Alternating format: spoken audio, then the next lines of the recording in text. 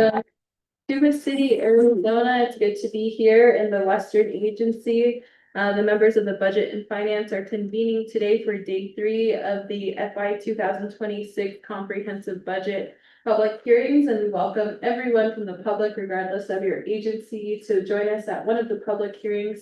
Thank you to those that are joining online, and I believe we're streaming as well. So thank you all for your attendance and listening today. So we appreciate everyone's attentiveness. And I just want to thank you or give a thanks to and gratitude to the Office of Legislative Services, Office of Legislative Counsel, the Speaker's Office for their support in the public hearings this past week.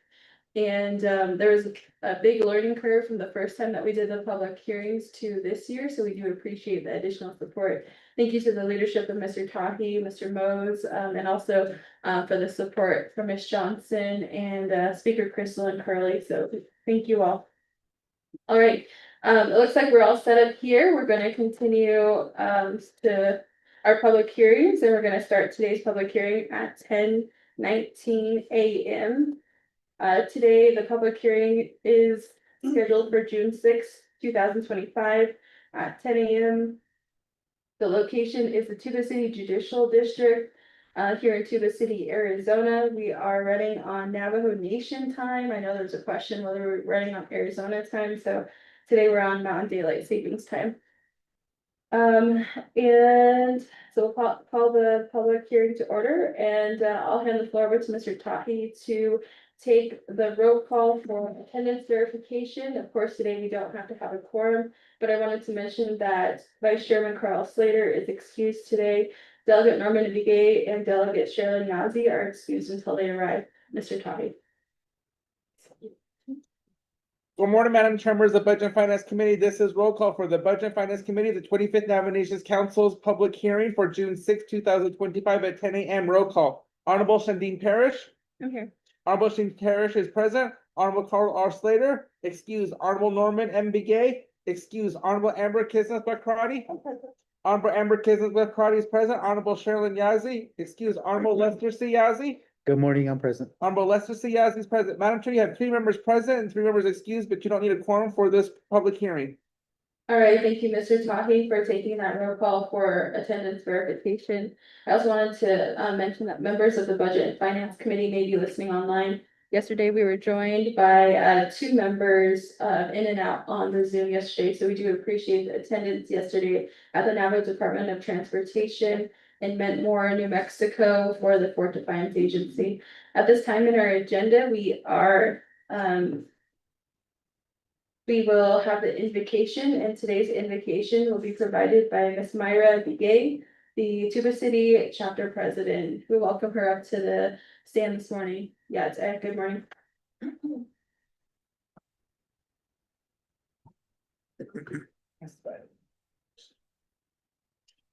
Myra Begay Shadow, Octodon Shutnam from the chapter area. I just want to welcome everyone this morning. Thank you for having this meeting here at our courthouse this morning. I want to welcome all of the committee members as well as the ones that were not able to attend. Hopefully they'll be able to join us a little bit later. And all of the individuals that came from Winter Rock as well. Thank you, and hope you all travel safe back to your homes. So this morning, I want to just go ahead and do a short invocation. To start this meeting, I was asked to come here yesterday, and so we'll go ahead and do a invocation now. Thank you. But official know that when God the call teaches me to begin from join the plan, may be but don't get amazing from God. From the message as I make beginning cold and just looking for the council, budget and finance committee, council. Also, equal often with on it, and can you keep it only from longer as you want to general general to people the relation of the soul.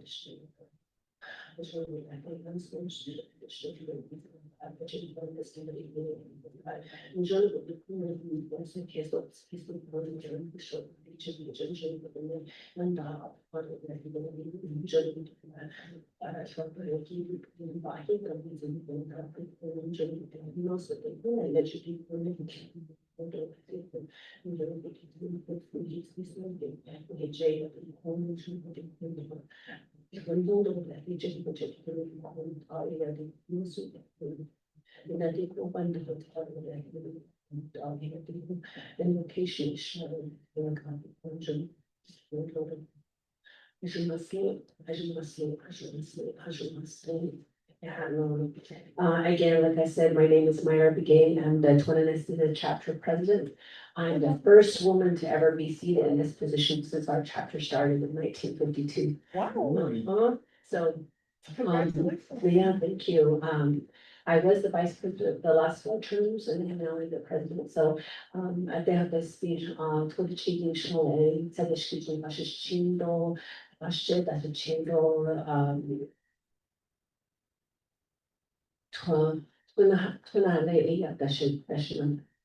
quite had on and quite a few that came here and I just want to welcome you guys and have a safe journey home. I have another meeting at 10:30 I was mentioning, but I will return after. I did let some people know from Cameron, Coal Mine and Gap that you guys were meeting here, so hopefully some of them will be attending by the time I get back. Okay, thank you guys. Yeah. Yeah, thank you, Ms. Myra Begay for the invocation this morning. We do appreciate our local leadership here in Swansea for being with the Budget and Finance Committee. I want to make an announcement that we have the Honorable Delegate Norman Begay from Tohajale that just walked in, so we do appreciate his attendance. And speaking of members of the Budget and Finance Committee, before we continue on, I'll give some time to each of the members to introduce themselves. Here in the courtroom, we are still waiting for more attendees to arrive. So if you're listening online, please share the information. I know that today is flea market day here in Tuba City, so there is going to be more people coming in, and I just want to also share with the committee members, at least my chapters in Western Agency, they won't be attending until we go to Old Janto because it's a shorter drive than coming into Tuba City, but the chapters on the southern, the southwest side of the Navajo Nation, I hope that they could make their way this way. Mr. Tahi, in the meantime, could you send the public the flyer out to the 25th Nomination Council, or could we have someone from the Speaker's office send that out? Mr. Tahi, actually, could you just do it, send it out to the 25th Nomination Council, and I'll text my members in the Western Agency caucus as well to remind them. So thank you all, and yeah, they can call in too. So if they call in, we'll just make sure that the presentations are ready this morning. I know the controller will be joining virtually. And for the Office of Management and Budget presentation, I don't think we received verification of their attendance today either, so we'll take on that presentation as well later in the agenda. And again, I just want to make an announcement to those listening online that we are still taking public comments. If you come here to the Tuba City Judicial District's courtroom, the gentleman outside, they'll let you know which area we're in, and then you can sign up for the request to speak. It's a pink sheet, and we'll get that request to speak in the queue. So with that said, I'll give some time to the members of the Budget and Finance Committee to introduce themselves. I'll start with Delegate Lester Yazzie. Yate Benedam of Specificados in Ari the Hodota, Basemans and Budget Finance, the Nigga Bukaget. These gentlemen is this the Aya, Sami Clido, the Hatchindoni, Kilhanda, Nishiko, Aya, Asahale, these gentlemen is this the Akoshea Lester Yazi and Shetachi, Shit last chi, but just chinky, honey, that's another she, that's a chain. Those 12 the partners, the labor cut the shop. Judge Baja, Linsetta Chido, Kimojondo, Teatro, Sechijo Rock Springs. Ako to ay laid Yoto Hall, Zodel, Abiada, not Anish Chi, a beach master, and in Sloko. I can't let these chick I get one of these days again, the Catahos, I get all these Chichi, I don't need in there. Nature dive take it over, don't need check I don't say, she, but need it or here level, this chin house, she loves mental. Suddenly. Yeah, thank you, Delegate Lester Yazzie. I'll give the floor over to Shede Chairwoman Amber Knesset-McCarty. Yeah, thank you, to those who are online and our staff. Good morning, appreciate the hospitality here, at Tuba City. We're staying at the hotel and the Hogan Restaurant and just want to commend the community for their great, service. Funny story, colleagues. So I went over across the street to, what is it, like Dollar General. Mm. And it was late, like I got here like around 8:30. And I went to, when you go to walk into a store. And so I'm waiting there and I'm like waiting for the doors to open. And there was two ladies talking and I asked them, I was like, did it close already? Cause how we have fast time, slow time. And they're like, no, you have to open the door. So last night I felt like Superman and I opened up the door. I thought it was the funniest thing and went in and I got my little Pace pecani sauce, so thank you. But I thought that was just so funny on the realities of, having a tourist community, but also making sure the community needs are met. And so I'm enjoying what Tuba City has done since the last time I've been here, and so I just appreciate the hospitality. But Sheikia Ani Commissioner Baikin People Bashichin, Destiny the Chichebo, Irish people the Shinola, Shay Amber, Kenneth Wakati, She told hot soy there, not sha. So we drove in last night, we drove through Hopi and stopped at Ganado and just checking on folks. So I do want to raise to the committee for the public hearings, so I received a text and I'm gonna ask them to submit it in an email. But there is concerns about, so I'll just read it and we'll see because the thing is, what navigation programs can help constituents.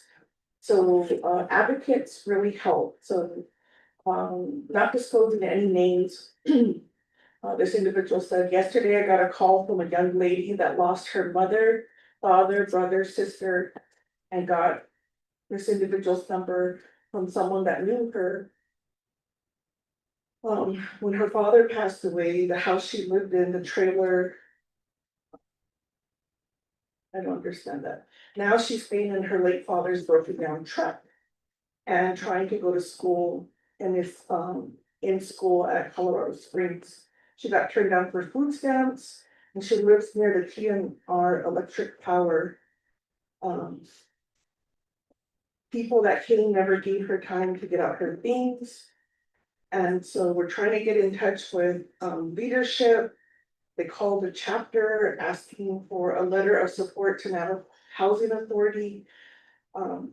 She has had a person donate like a solar panel so she could charge her phone and laptop for school. And she's gonna, go by today, provide some food. But they did, ask the office of the president, vice president, and told they weren't able to help when they were just asking for a letter of support. And so I think this goes on, it's a lengthy text, but I think we have community members who are out there. And so a conversation that we had at Eastern was, how much support are we getting? How much resources are we getting here at the agency level? And it'll be hard for us as a committee to drill down, but we do have the Office of Government Development and and the Net Policy Institute at the Net College that we fund. And I think Chair has strong recommendations is to ask those entities what they're pulling together. In terms of the support for our community members that have a need, but don't necessarily know how to work the system. And that, comes with advocacy. And we know that there's a large housing shortage. And so the committee is trying to address that at a high level.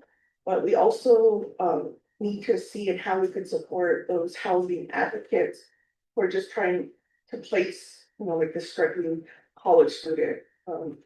There's every day, there's definitely a concern.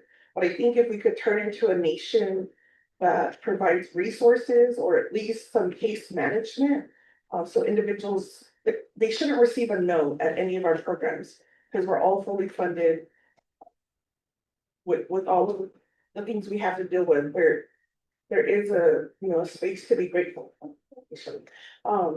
So I just wanted to bring that attention to the committee, since this individual is not going to be able to join us today. And as as delegates, we receive a lot of texts and messages directly from our constituents.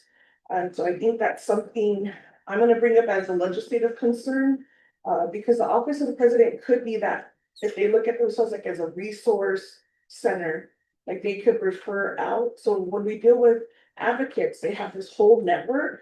So it'd be interesting when we have the president's budget is to ask, how can we provide like this resource network?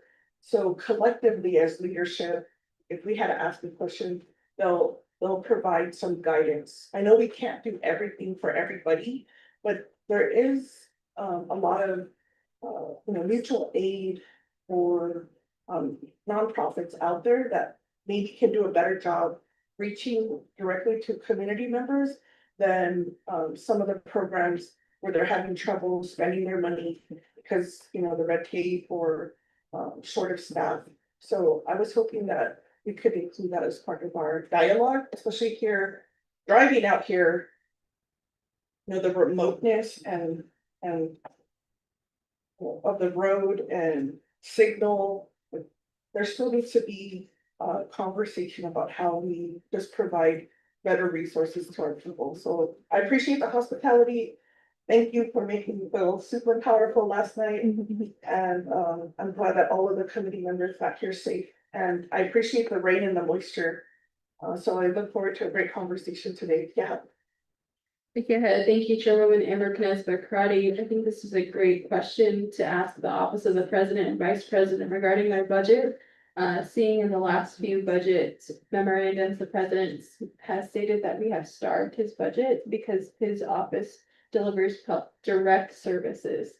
So if he's prioritizing direct services out of his budget, then those are questions I think that we should ask the president's office. We'll go next to Delegate Sherilyn Yazzie for introductions this morning.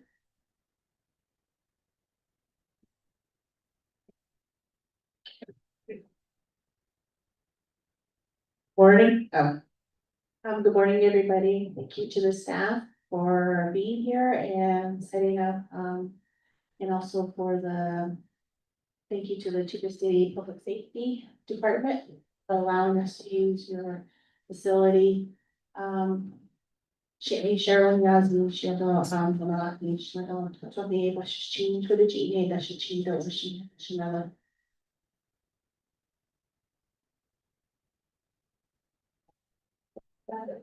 yeah, there's lots of static. Sorry about that. Does she go down?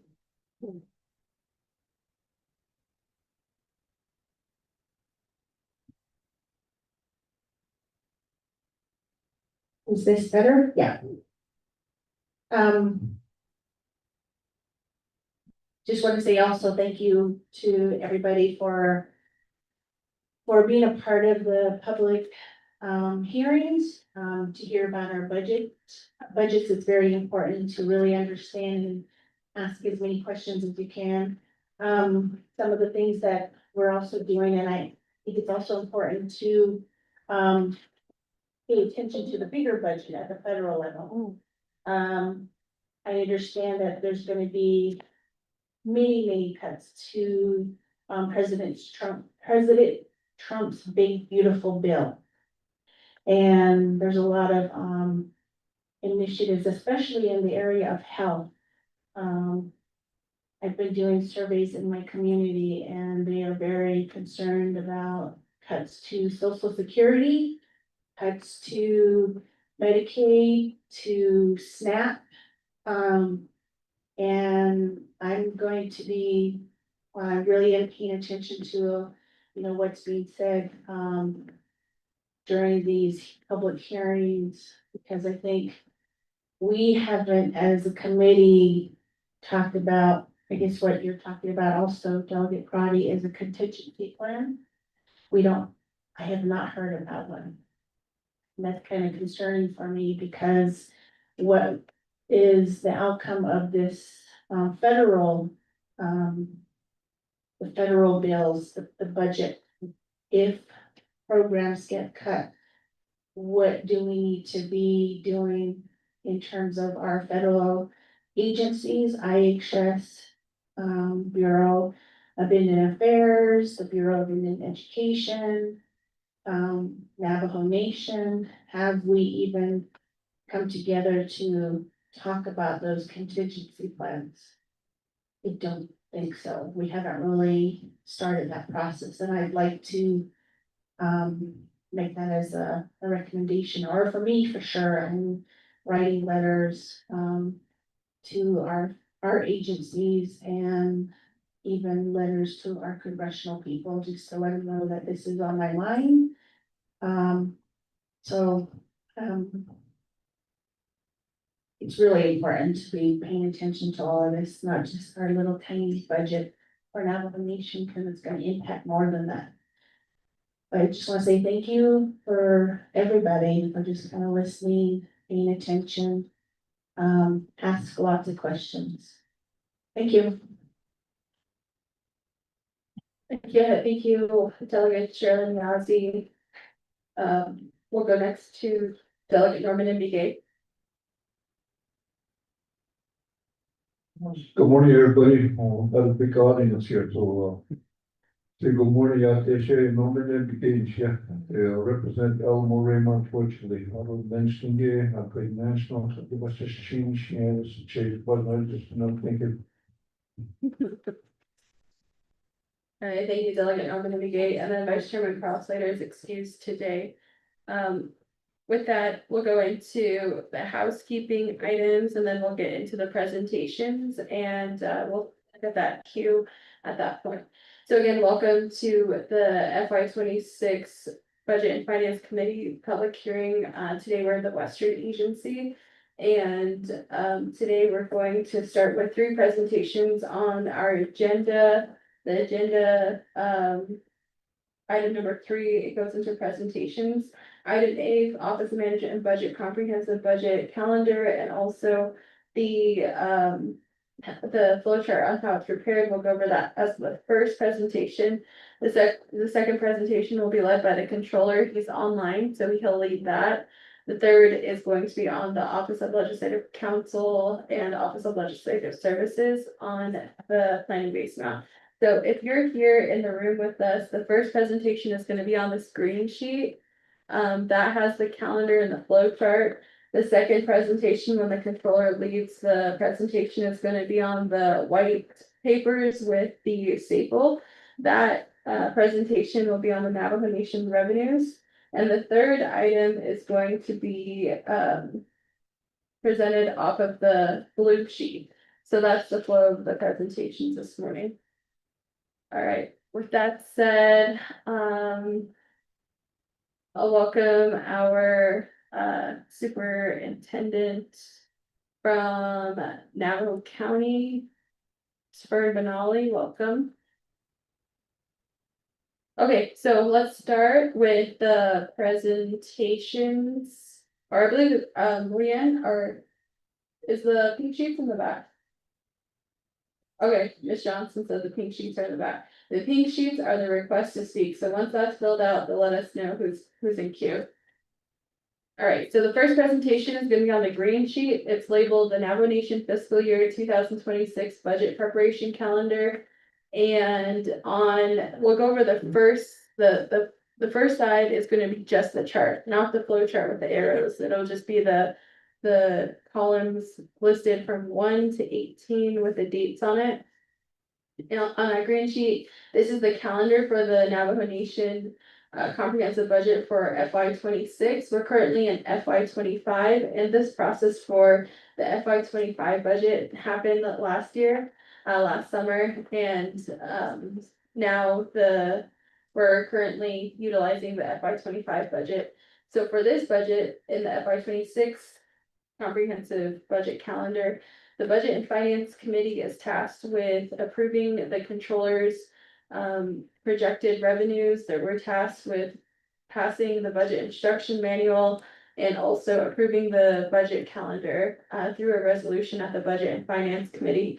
And we have 30 days from the time that the controller produces his report on the projected revenues. That projected revenue report came out on March 31st, 2025. The committee approved his projections on April 24th, 2025 through a resolution. That resolution was is BFAP 2125.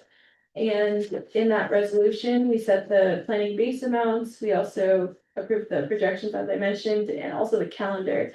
So the first item on the calendar is approving the calendar. That took place on April 24th, 2025. We are currently in number 9. The key activity is a public hearing within all 5 agencies of the Navajo Nation. And there were many questions about how the public hearing comments, and also we have questionnaires in the back, how that data is going to be utilized. So taking us from number 9 all the way down to item 13. Item 13, the committee will come back together and we're going to review the data collected from the 5 agencies to help us make determinations and individual budgets presented to us from the Resource and Development Committee, the Law and Order Committee, the Health, Education, Human Services Committee, and the Navigatia State Committee, and of course, our own oversight in the Budget and Finance Committee. All the comments that we hear from the public, we're going to cross-reference them with what is being recommended from the committees to ensure that the public comments are applied to the oversight budget legislations and the overall comprehensive budget. Later on, when the comprehensive budget legislation is developed, that will be on item number between item 13 and item 15. The legislation will actually begin to be drafted. And after that's drafted and dropped for the public to review in the 5-day comment period, Mr. Taki, our advisor, is going to upload all of the comments and the data to the actual comprehensive budget bill. So to ensure that all public comments are a part of the process and also actually a part of the legislation. So thank you, Mr. Tahi, for taking on the initiative on behalf of the committee. So the outline of the budget calendar proceeds 1 through 18. And mostly the process is administrative within the branches. Once the Budget and Finance Committee passes the resolution with the planning base amount, that took place on April 24th, 2025. Every step in between, the branch chiefs are working internally to ensure that their budgets balance out. And once they do balance out, those budgets will become legislation for a 5-day comment period moving forward. Then that proceeds to the first committee, which is the oversight committee of that program or branch. And once that happens, that legislation then has final authority at Budget and Finance Committee. So that legislation, no matter what, will always come back to the Budget and Finance Committee for final review before it becomes the overall legislation. Once it becomes the Navajo Nation comprehensive budget legislation, it goes before the council. So that's when we can continue to have those discussions about the data we collect. More about the flow chart and a breakdown of the process is in the back of the green sheet where there's arrows. So the very start is at the Budget and Finance Committee, and it's going to move then to the programs and divisions where it's currently at. And they should be finishing up their budgets at the branch chiefs this week. Because I hear that the Law and Order Committee is starting their budgets at the end of June. So the Law and Order Committee will begin their oversight oversight committee hearings at the end of June. I know in the Budget and Finance Committee, we're planning ours for the beginning of July. And the Budget and Finance Committee will then hear back from the standing committees at the end of July, where we're going to have the oversight hearings. And if we make any changes then, that will also be all public. And finally, when that legislation is created at the beginning of August, we'll have the same process go through Budget and Finance, the Navikia State Committee, the council, and then to the president for signature. So that's an overview of the calendar and the process.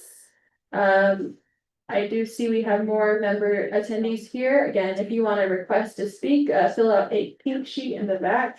And then the staff will give us the pink sheets up here. Okay, with the overview of the green sheet, I'm gonna give the floor over to Controller Sean McCabe to go over the revenues that the Navajo Nation has incurred or is projected to incur in this fiscal year. Controller Sean McCabe?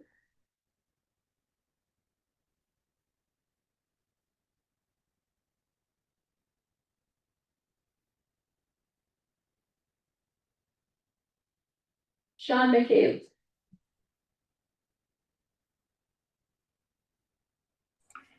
Thank you, Chair. Sorry, I was on mute, didn't even realize it. So I was just blobbing on and on about money.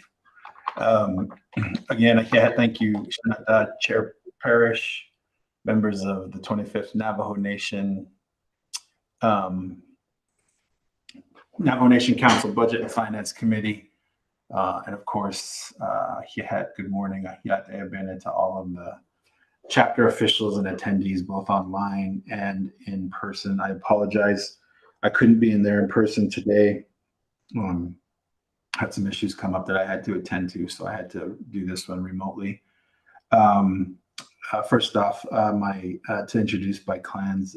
My clans are Ashiini Shle and Tachini Bashishchin. And my father's side of family comes from Fort Defiance, and my mother's side comes from Yambito, New Mexico, which is just east of Gallup. So what I've been tasked to do today is to help the Budget and Finance Committee in their efforts for public hearings and getting public input on the 2026 budget, is to give an understanding of basically how the Office of the Controller projected revenue, and to give information on spending rates of our prior budgets, so that all can understand some of the logics that's been utilized to calculate how the budget is going forward. And so, as Chair Parrish mentioned, my report is the black and white report with the title on the front, the Navajo Nation Office of the Controller Public Budget Hearing Report. I do a disclaimer on the front and sign it by saying all numbers in this report are from the Navajo Nation's financial management system and are the official books of record that we verified by the Office of the Controller. And this is an important notation because I've kind of advised council that numbers that are presented publicly by divisions or others should be verified by the controller before they're made public. And so this is just assuring the public that numbers that are in here were obtained from our official books of record and were verified by my office. So the very first report in the report I'm referring to has a label of Exhibit B on it. It's named the Navajo Nation Office of the Controller 2026 Revenue Projection Adjustment Worksheet with the date March 31, 25. That date was there because this is the date that I presented this to the Budget and Finance Committee. For your information, the Office of the Controller is required to make a revenue projection to the Budget and Finance Committee, and that's due every March 31st. So the Office of the Controller's revenue projection comes out by March 31st every year, and this was presented on that date. And in a nutshell, what we presented here to the Navajo Nation Budget and Finance Committee, what we're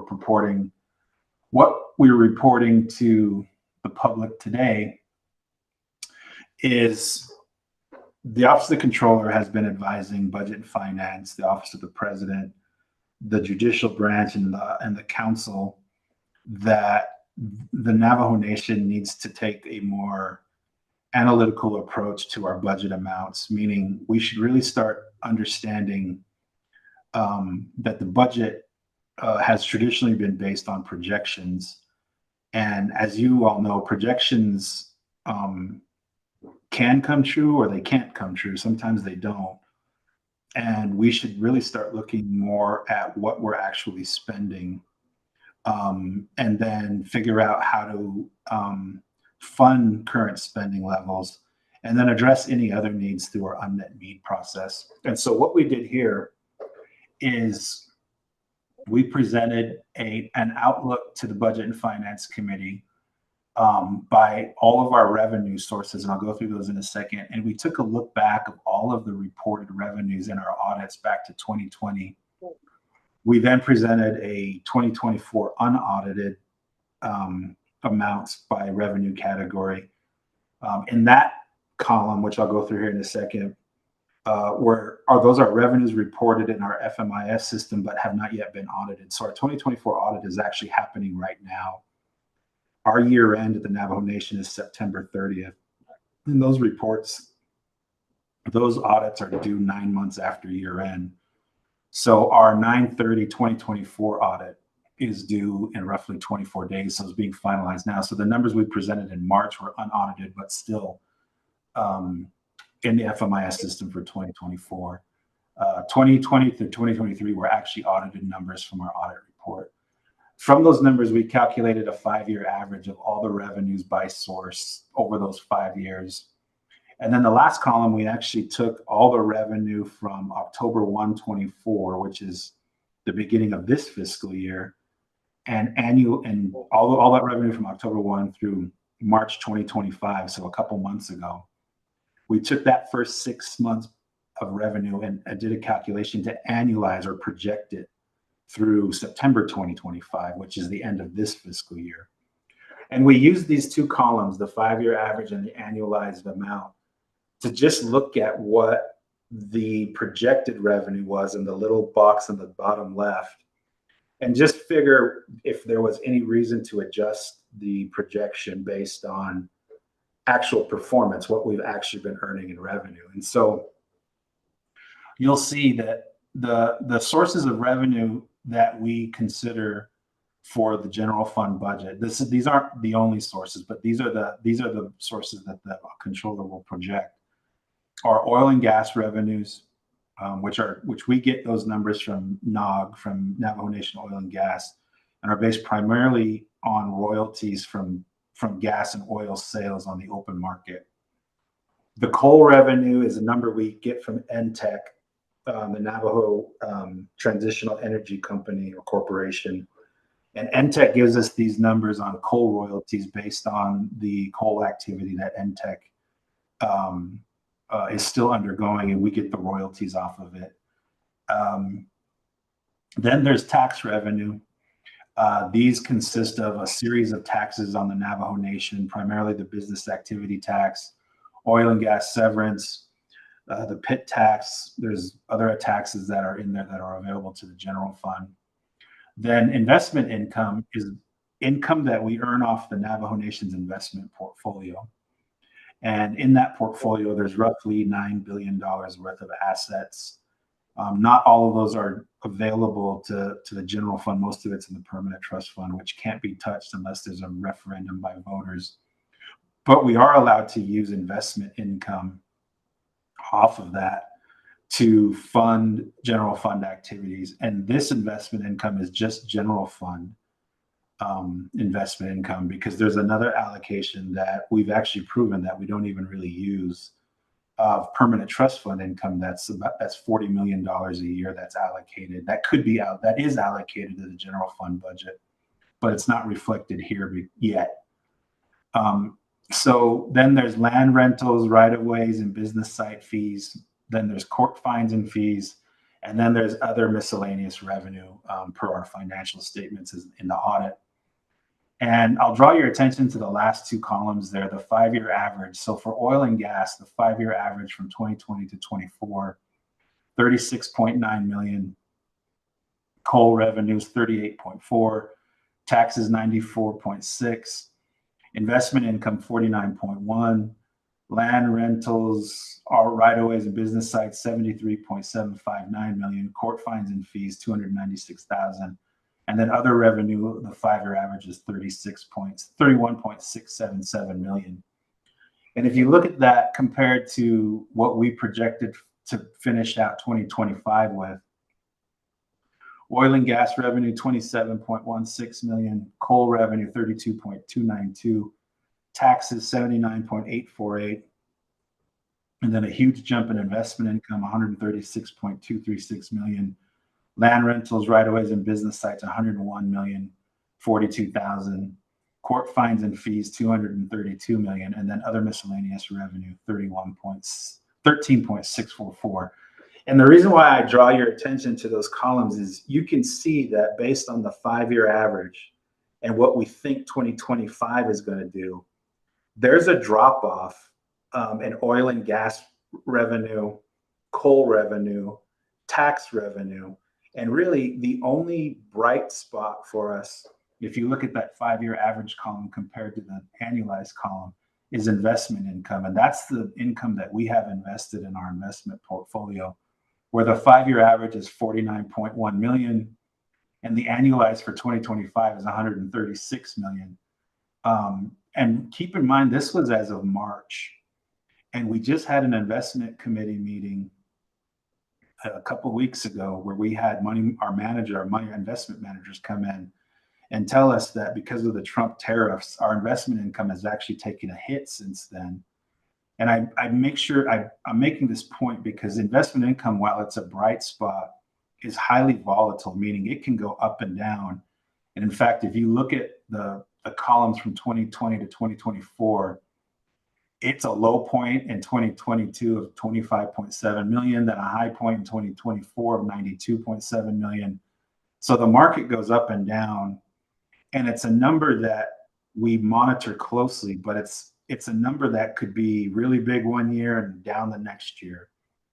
And the reason why I'm drawing everyone's attention to this is the advisement that the Office of Controller has been given to the branches is you can kind of clearly see that all of our other revenue sources, oil and gas, coal, taxes, is either flatlined, meaning it's not really going up or down, or it's gradually decreasing.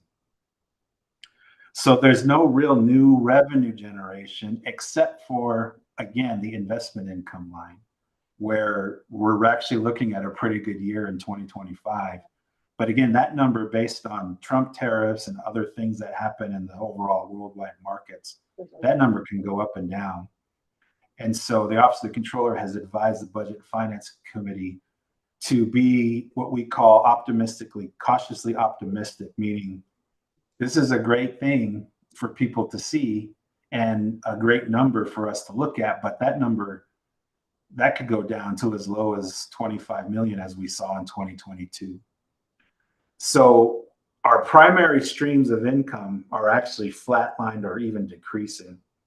The investment income we think is going to be great this year, but again, it could go one way or the other. And this is why the Budget and Finance Committee is recommending a more conservative approach based on actual expenditures and this analysis of actual revenue, so that we don't find ourselves overspending revenue that we're not actually receiving.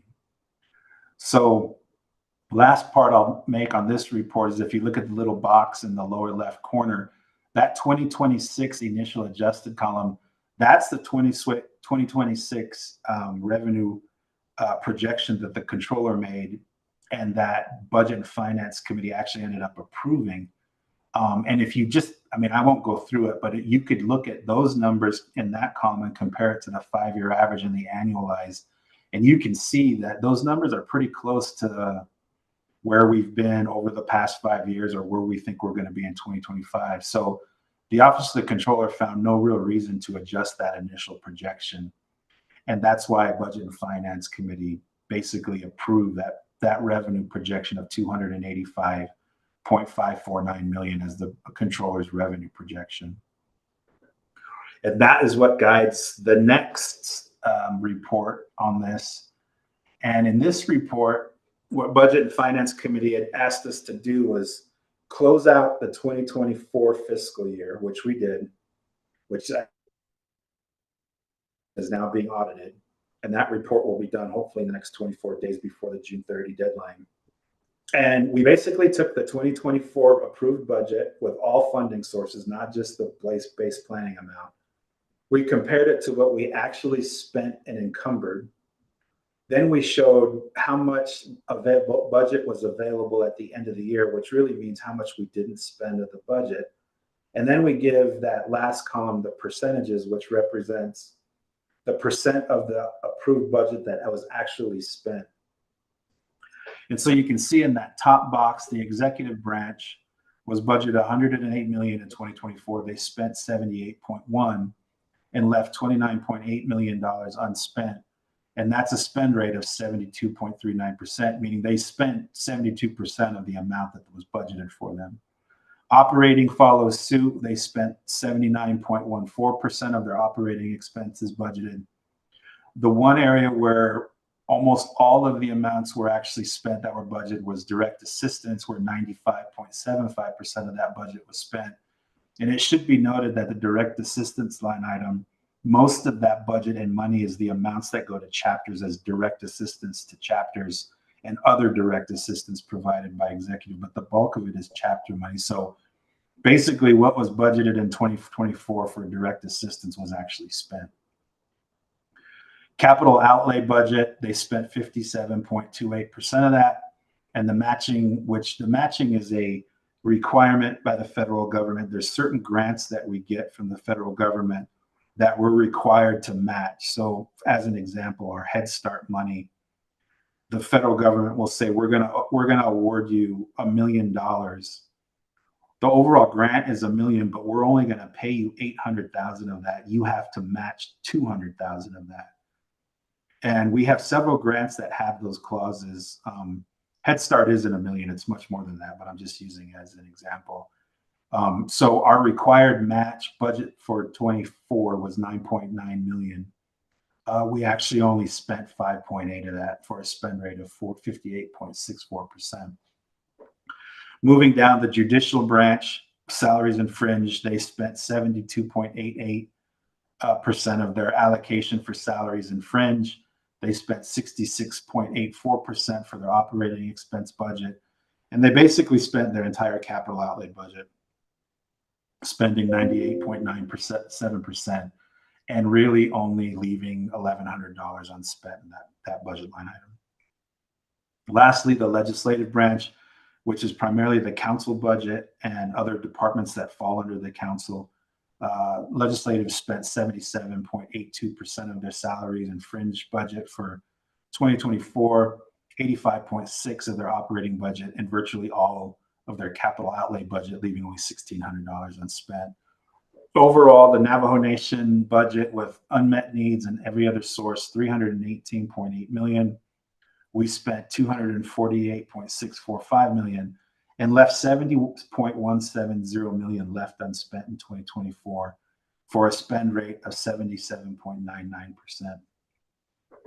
Why this is important is we've advised, the Office of Controller has advised Budget Finance Committee that we need to take a more realistic look at how we're spending money and not just look at what was projected, because this clearly is a picture that we budgeted plenty of money in 2024. We didn't spend it all. We left 70.170 million left unspent in that fiscal year. And so what the Office of the Controller advised the Budget and Finance Committee is, going forward, we really should look more at actual expenditures and actual revenues as opposed to projections when we make allocations for budgets. Then if it's determined that there are unmet needs, then those can be determined through oversight hearings and other things. Because it's pretty clear that none of the branches really spend the allocated budget per year. The last point I'll make on this report, if you look closely at the budget available numbers, really the biggest numbers are salaries and fringe, where the executive branch left 29.8 million unspent in salaries and fringe. The judicial branch left 4.5 million left unspent, and the legislative branch left 3.2 million left unspent salaries and fringe. And this is what makes up the so-called personnel lapse fund. And this is a direct result of branches budgeting vacancies that never get hired. And so I know this was another factor that BNF considered when we went through the 2026 budget amounts for the divisions, that if I'm being completely transparent, the divisions seem to budget vacancies that either don't get hired or they never intend to hire. And so there's always this budget carryover in the personal lapse fund of roughly 35 to $40 million every year. So I know that was a factor, and I know Budget and Finance will comment on that later, but that was a factor on how we calculated the 2026 budget. And the last report is exactly the same thing that we just did for 2024, but we did the same thing for 2025 through March. And we can see here, the only caveat I'll make, just so that I don't confuse anybody, is the budget amount on the last report was the full year 2025 budget, which is otherwise referred to as the continuing resolution. But you can see that that budget was even $299.9 million, which is $18 million left of the prior year. But remember, we didn't spend all of the prior year either. So the 2025 budget, the entire full year budget is $299,912,000. But as of March 31st, we were only 50% through the year. So while these numbers look really, really low, just remember that we shouldn't be comparing that last column, the percent of 2025 budget spent and encumbered, to 100%. We should be comparing it to 50%, because as of this report, we were only through 50% of the year of 2025, which was March 31st, or about 2 months ago. But even then, you can see the spend rates. Executive salaries and fringe, 36.34. It should probably be closer to 50%. Their operating budget, they spent 44.16. Again, compare that to 50%.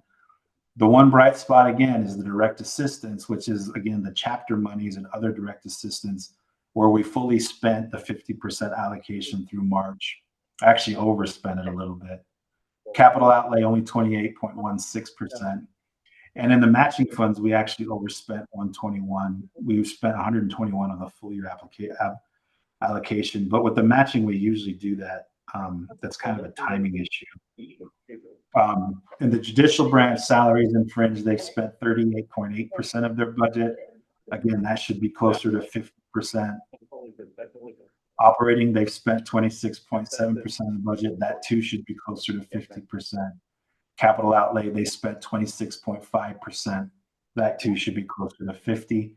Legislative branch, they've spent 36.12% of their salaries fringe. That should be more upwards of 50%. Operating budget, as 41.75% has been spent.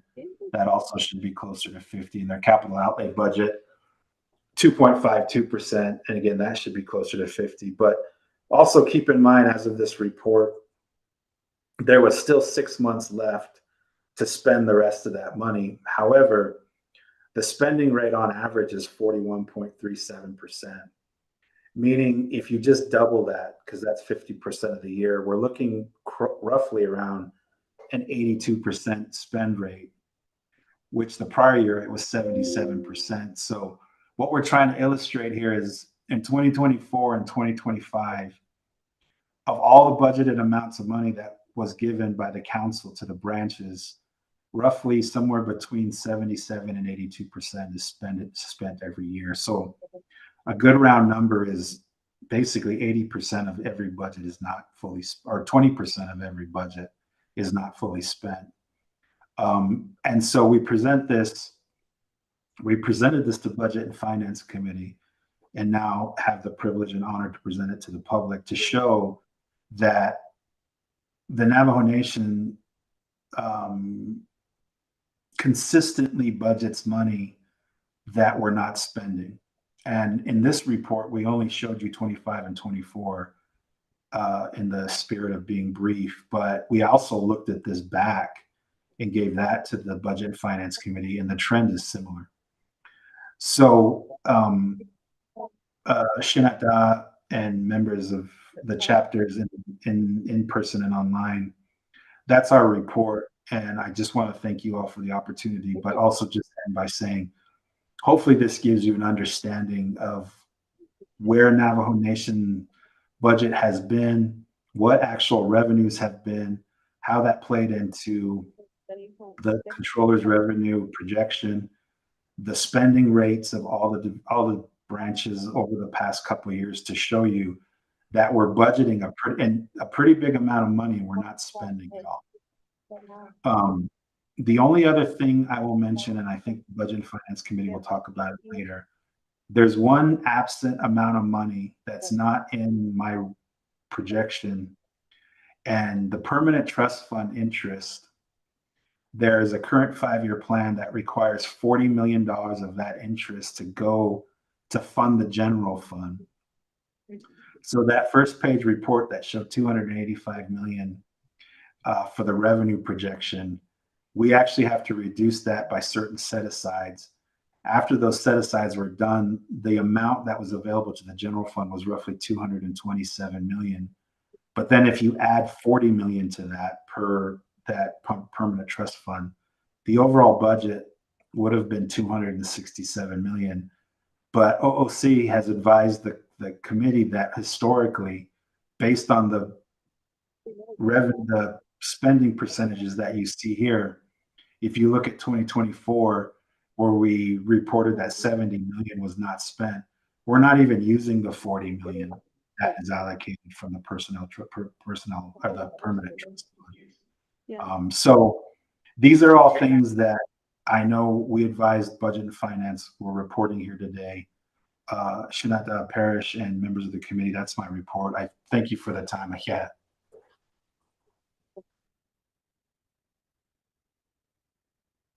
Thank you, Mr. McCabe, for your presentation this morning. And for those that are following, again, that's on the stapled sheet. The controller went over the projections of revenues for the fiscal year 2025.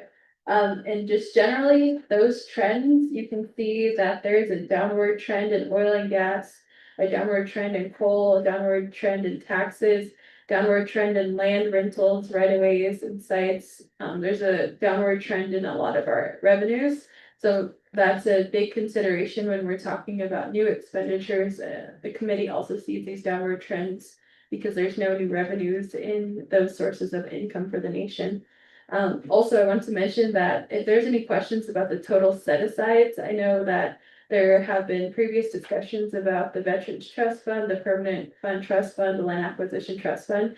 You can see all those set-asides underneath the section where it says total revenues. The next part of that spreadsheet on Exhibit A labeled the Navajo Nation Additional General Fund Revenue FY26 budget.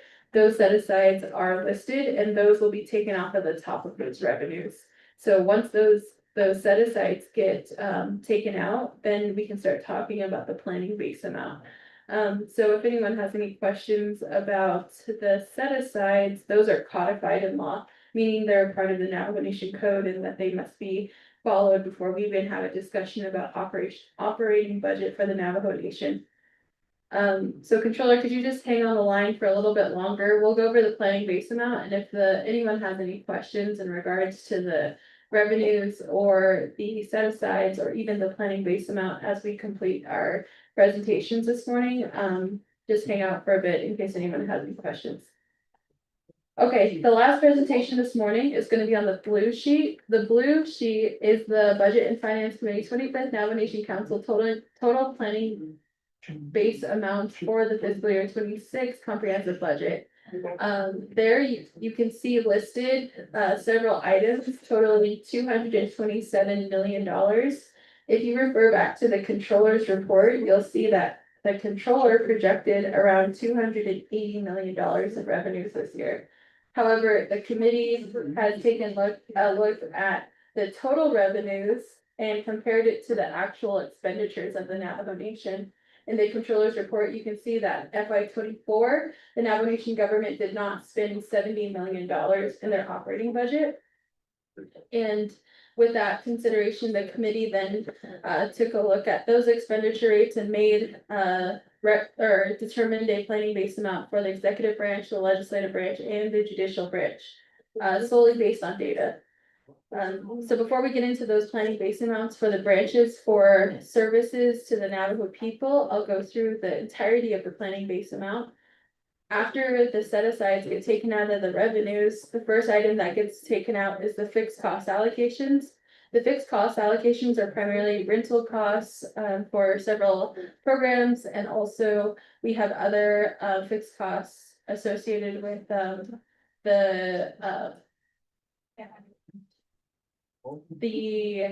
power line, some of the major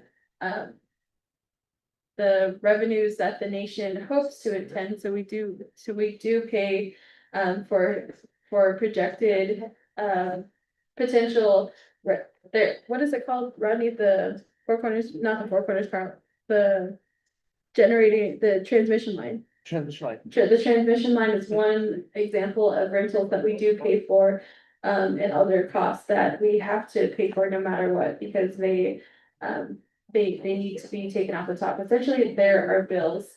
The second item is the external cash match fund. The largest recipient of these cash match dollars is the Head Start program across the Navajo Nation. The federal government requires us to have general fund dollars in our bank account set aside to match the federal aid that comes in. So that was determined by the Office of Management and Budget to keep $8 million in our pocket so that Head Start and other programs that have cash match requirements can dip into those Navajo Nation dollars while they're returning services to the nation.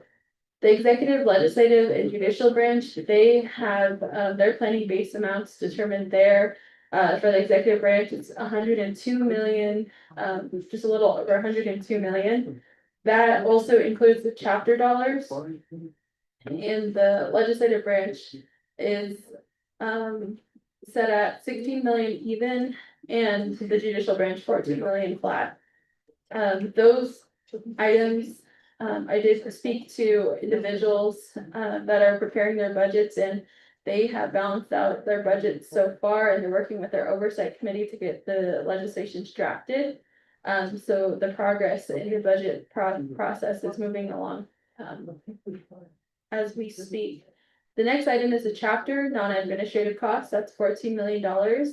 The items labeled Police Department, Missing Murdered Indigenous Peoples Unit, Victim Advocates, the FY26 Summer Youth Employment, Navajo Home Ownership Support Audits, Veterans Hardship Payouts, the Navajo Epidemiology Disease Surveillance Software, the Navajo Nation Higher Education Fund, and the Judicial Branch Repair and Maintenance and Constructional Costs. Those were recommendations from the Budget and Finance Committee because we saw challenges in the previous budgets for those dollars not being utilized for the intended purpose, or that they needed to be prioritized because supplemental allocations happen throughout the summer. So I'll start with the Police Department Missing and Murdered Indigenous Peoples Unit Victim Advocate dollars. That's for $5 million. That will be that intended purpose of having that upfront cost determined here is to ensure that those dollars do not move around in the Department of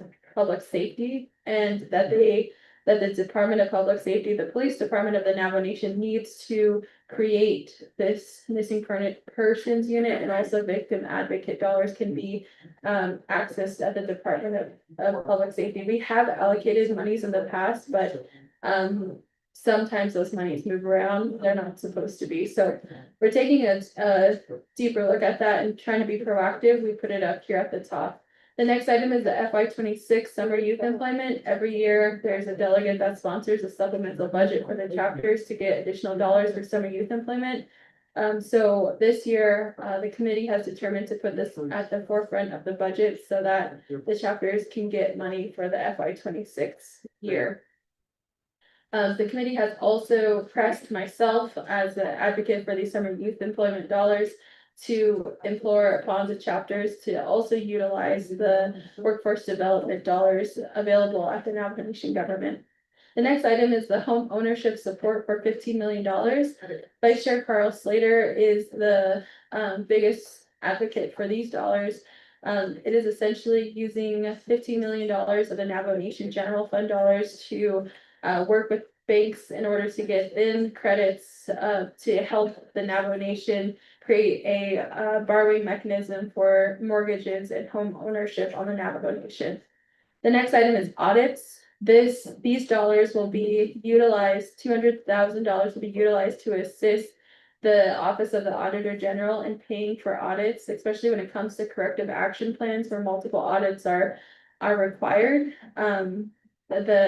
It does cost Navajo Nation a lot of money, so this is supplemental money for those audits and also any of their additional costs associated. So we're looking forward to that plan from the Office of the Auditor General.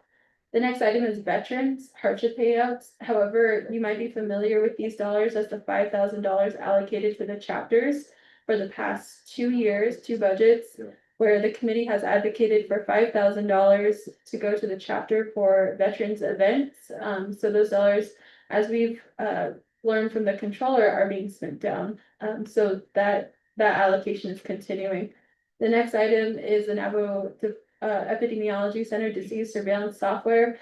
This was advocated early on in our budgeting cycle. It was supposed to be implemented in the FY25 budget. It didn't work out earlier this year, so we're putting it a part of this year's priorities as the $1.9 million that will help with data sovereignty for the Navajo Nation.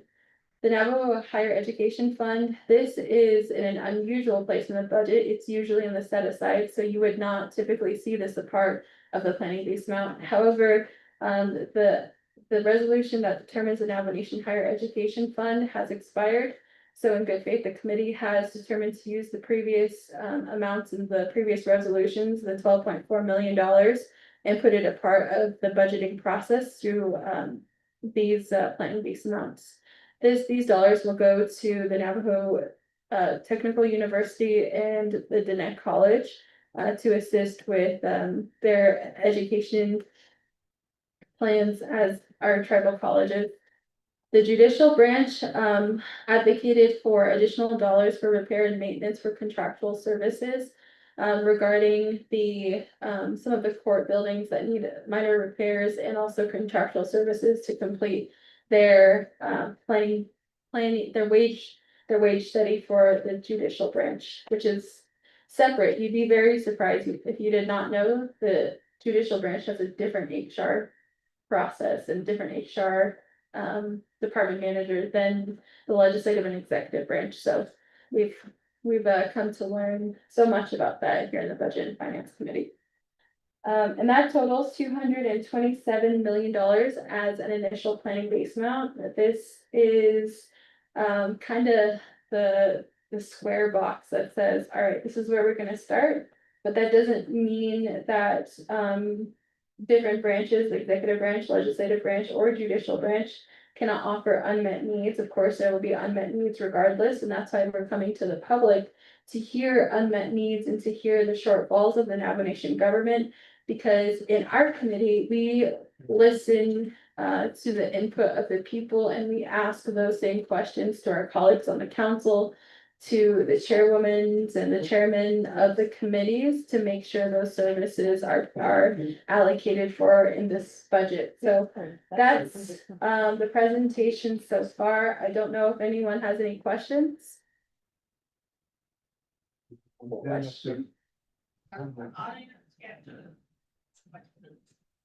can ask questions on the presentation, but if you want to offer an official public comment, that's a pink sheet. The pink sheet's in the back of the room. I've only received one pink sheet from Mr. Cody. I just wanna ask, that's the total amount that you have in your balance budget. No, or that's the budget. If you're asking about available dollars and revenues, that's on the white sheet. That's 280 million. That's from the controller's report. You were saying there's fixed allocations, but there's just 33,518. But I don't see where our paperwork shares what the fixed amounts are. If you'd like a copy of the fixed cost, we can get a copy for you. Could someone from Office of Legislative Services print the fixed cost amount? That's also in the budget instruction manual. Are there any other questions?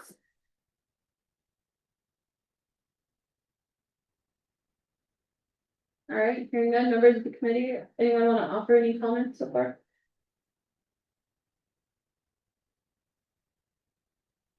All right, hearing none at this time.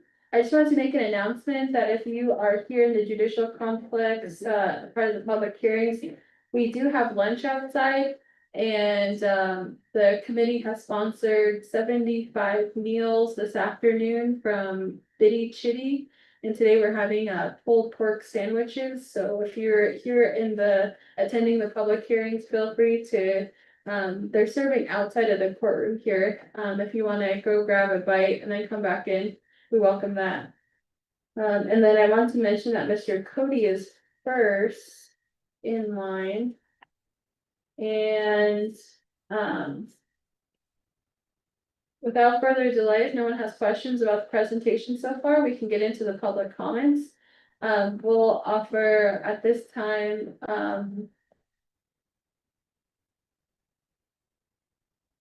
Still do 5 minutes.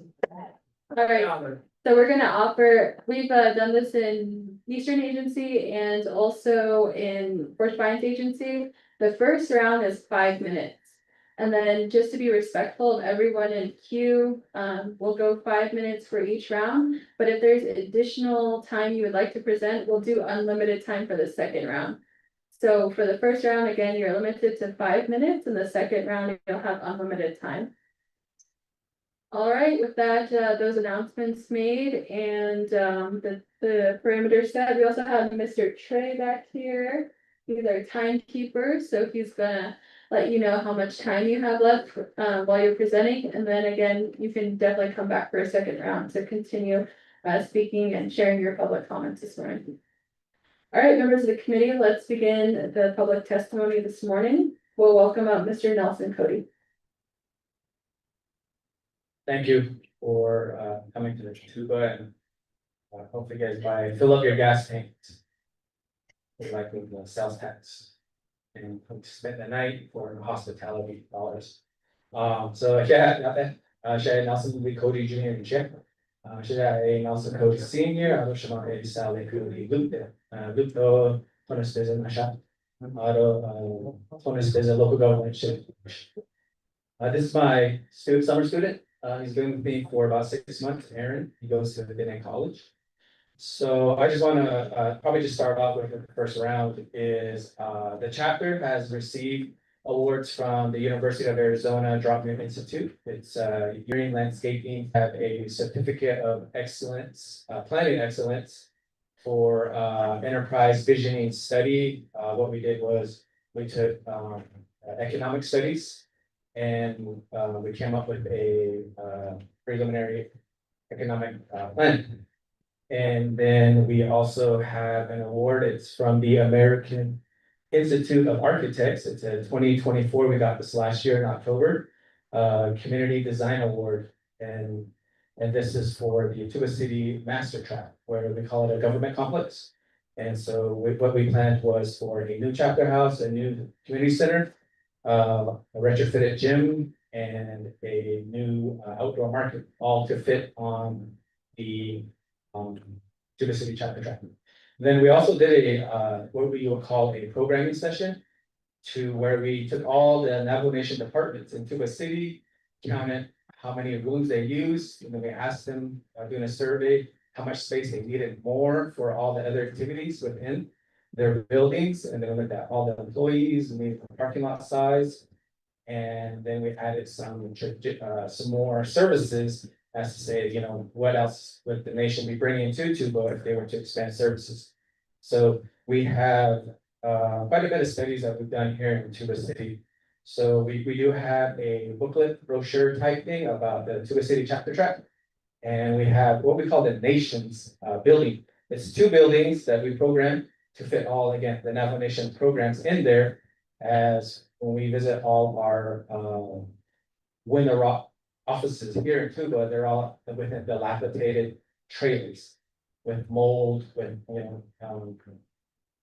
broken pipes and broken windows, you name it. So we wanted to provide a plan for, the programs that provide services here in Tuba, and then provide services for all the surrounding chapters that come to Tuba, as Tuba City is the Western Navajo hub. And we have a community master plan, and this will be interjected into the land use plan, which we're working on at the moment. So with all of this is based on data collected from the hospital. We have two different community assessments that they've done, one from 2021 and one for 2024. So the top three needs are safety in the community. As if you have probably been a witness, you see people on the streets, on Main Street, walking up and down, alcohol, drugs has really infiltrated our community very bad. And so safety was a big issue because people need a place to walk. Now, talking about need a place to walk, exercise, and the second detriment in Tuba is obesity, diabetes, heart disease. And so we have done a master plan. We have a $89 million sports complex. We have the land withdrawal done. And so we're looking for funds to go ahead and implement that. So those are. So this is just the 2D version. The 2D version of how we can help our community with planning. So now the other thing is Tuba City, you guys know, is we have the best fair in Navajo Nation. Sorry, Shiprock, sorry, Windsor Rock, Tuba City's the best, and when it comes to fairs. So we do have a amphitheater designed for construction. We did apply for a grant through the Indian Community Block Grant last month. So if we get awarded, we'll have that, and then we're able to bring better performers, bigger performers, utilize our fairgrounds more year round to bring in the economy. And probably the last minute, I just want to say that the Tuba City chapter really uses the community assessments to understand the problems in the community, and we use community development and economic development to combat all of these issues that we come across from this health assessment, community health assessment. Again, one of the big detriments, again, is addiction problems, and then there's a lot of child suicide that we want to work on. And so having facilities is kind of the answer to all of these, but also jobs. And then the last thing would be housing. So we're working on residential developments in the community. And probably just want to iterate one more time. We have used about 6 to 8 economic studies done on Tuba itself, Western Navajo, Navajo Nation as a whole, to develop a lot of these plans. So thank you.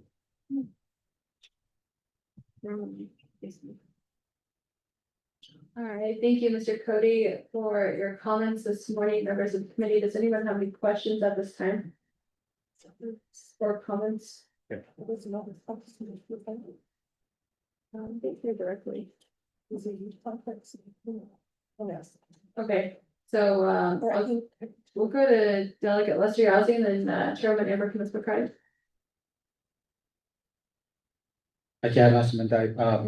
Madam Chair.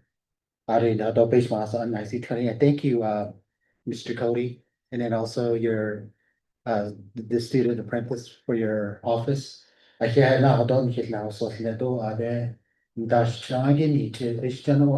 So my question is, with your request for improvements in these let's take for example the amphitheater. So the planning and the design, the land withdrawals, that's cool. Yeah, so right now, the phase you're at is you are seeking the construction dollars for these facility improvements that you just presented to us. Right. So you're at the construction phase. Right. Okay, very good. Idea and the planning and design has been completed. Thank you, Madam Chair.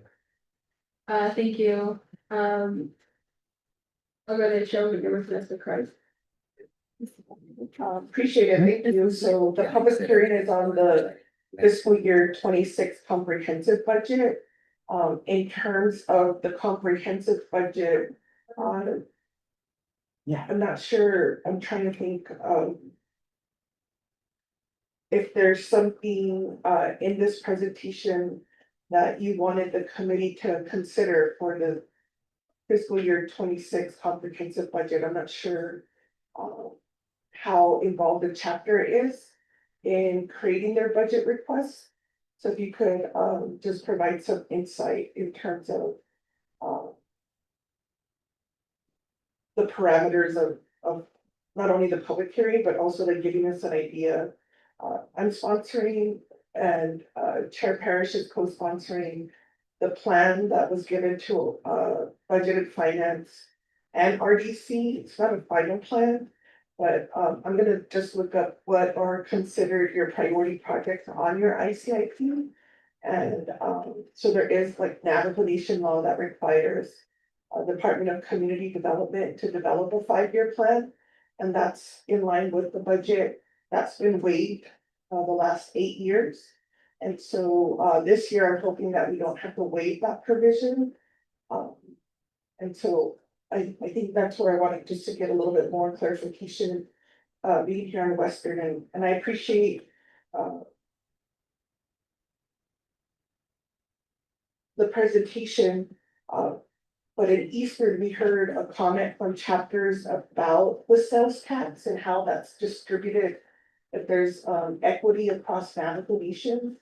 And we promised Eastern to give them a reply, but it looks like for here to the city, at least for the last decade, your sales tax here is not distributed back to the surrounding chapters.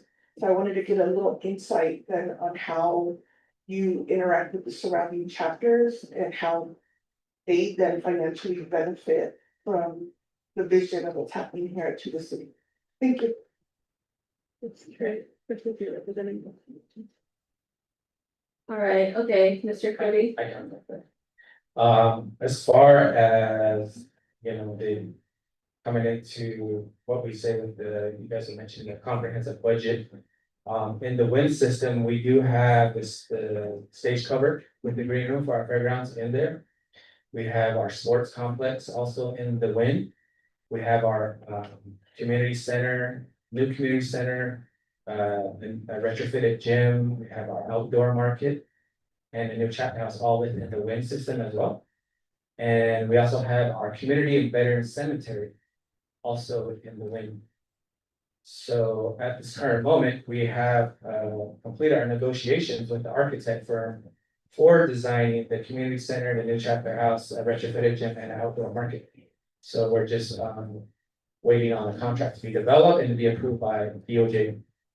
And then that would become shovel ready, maybe 8 to 12 more months. The cemetery that's in the wind system as well, that one has been, it's still in procurement stages where we're working with the architect firm who was selected.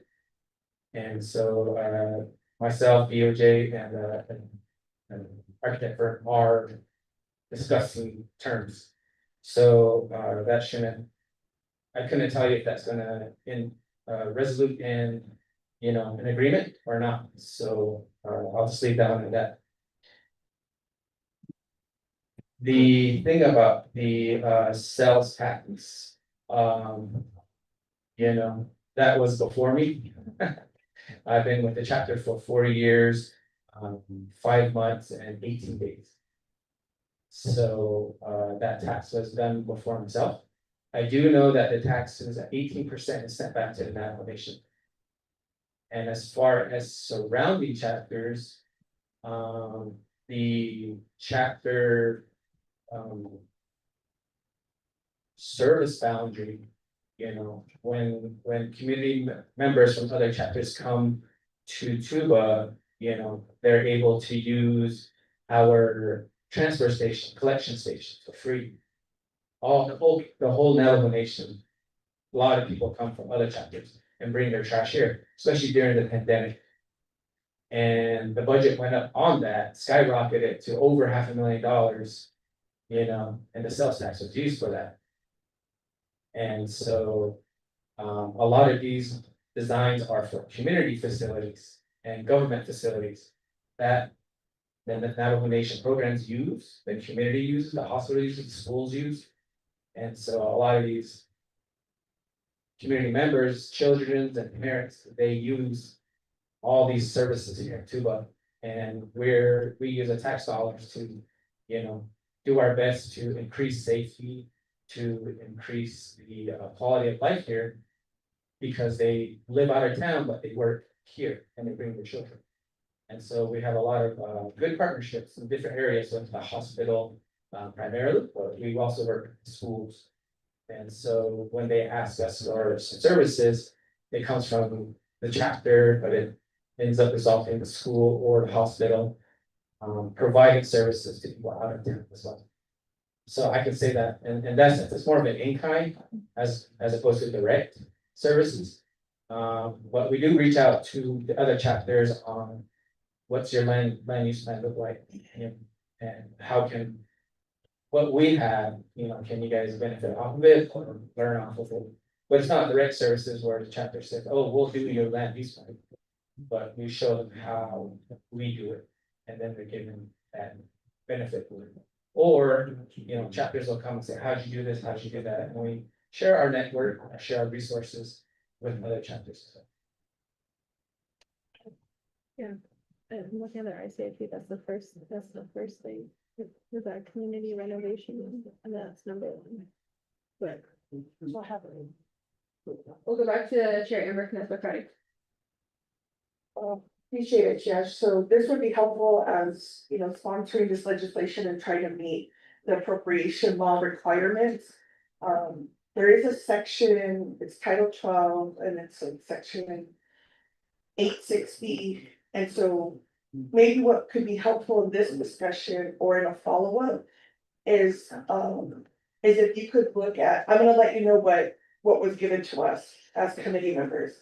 So your number one project is the community center, but it doesn't say if you secured any amount, because you're talking about, so if you could update that or let us know what amount the chapter is providing for that community center. It says right here, community center renovation revitalization. These are your projects. So it's a multi-purpose building. And in 2026, your plan is to secure funding at 15,136,876. You still have time. If these numbers are not correct, there's still time to at least update the numbers. And the other two projects, your new sports complex, again, how much money you've secured. And your ask, I was asking Shadi here. So right here, you have it at 39.4 million. Is that the amount? I thought you said 89 million, but I could be off because then at first I thought it was 89,000. So I just want to get the numbers right. And then the third, they only did the top three, and we might even, because it's a plan, and we have to see if it meets the section 860 requirements. As you know, community development is struggling with their project management, they're understaffed, so we're just trying to get this plan moving along. Your third one, and they gave us the top three, is a new chapter house. There's no money that the chapter has secured, and the ask for fiscal year 2023 is 25,647,000. It's my understanding that they pulled this directly from the WIN. So this is a great opportunity. You can always change it on the WIN or a chapter resolution. And if you just want to update those numbers, so at least you're complying with Navajo Nation law on some of these requests. So I think that would be helpful. Chair, since we have the time and opportunity to speak directly with the chapter, and it is a component of the comprehensive plan, but again, it's just the plan. And so we're just trying to make sure everybody's following the law. And we are looking at other options for funding. We're having conversations about the 5-year permanent trust fund. That's why I was asking, for the budget, we usually hear requests like for more operation at the chapter level. So like solid waste, when you saw that extra allocation of solid waste this year, the chapter extra allocation of summer youth. And there was one more, because there was three veterans, that 5,000 and Veterans and solid waste. solid waste, Okay. because we didn't do scholarships this year. Okay, so those are some examples of what can happen at the comprehensive budget level. And then if we want, because we're gonna separate capital budgets, and to separate the capital budget request, we have to go back to the current appropriation laws. And you can always review Title 12, and at the chapter level, if you want to make amendments or recommendations that you feel like would make a healthier discussion on funding capital projects, that's always open. You know, there's always an open invitation to provide that recommendation. So I just wanted to have that, and I wanted to ask, in terms of your community assessments, do you have an active data on your need? Like how many homes need water and how many homes need electric? The assumption is that chapters collect that at a community level, but now what we're learning with how the ARPA or FRF housing was distributed, you know, with the recommendation of the chapter, I think we have to go back to that conversation on how chapters are identifying who's most at need in their community and who could have benefited. Mhm. So I just want to see how you work, if you're working with the hospital, maybe that's the best practice to talk to our other 638s and IHS facilities on how they could help out with that community plan. Thank you, those are my follow-ups. All right, thank you, Chairwoman Amber Knatsberg Karate, and just for continued context on the CIP. I do see the CIP here. I'm just a little bit, I think Chair Amber Knatsberg Karati asked us to, a little bit more elaboration on the disbursement plan of funds, because I see it upfront and heavy on year one. So you're asking for 15 million in year one for one project. In another project, you're asking for $39 million. So you've seen our revenue income here, and you've seen how much the Navajo, you've seen the judicial branch get $14 million. The entire judicial branch for the Navajo Nation is getting $14 million to operate on. But you're asking us to consider $39 million in year one. So a little bit of more elaboration on that. So I'll give the floor back to you.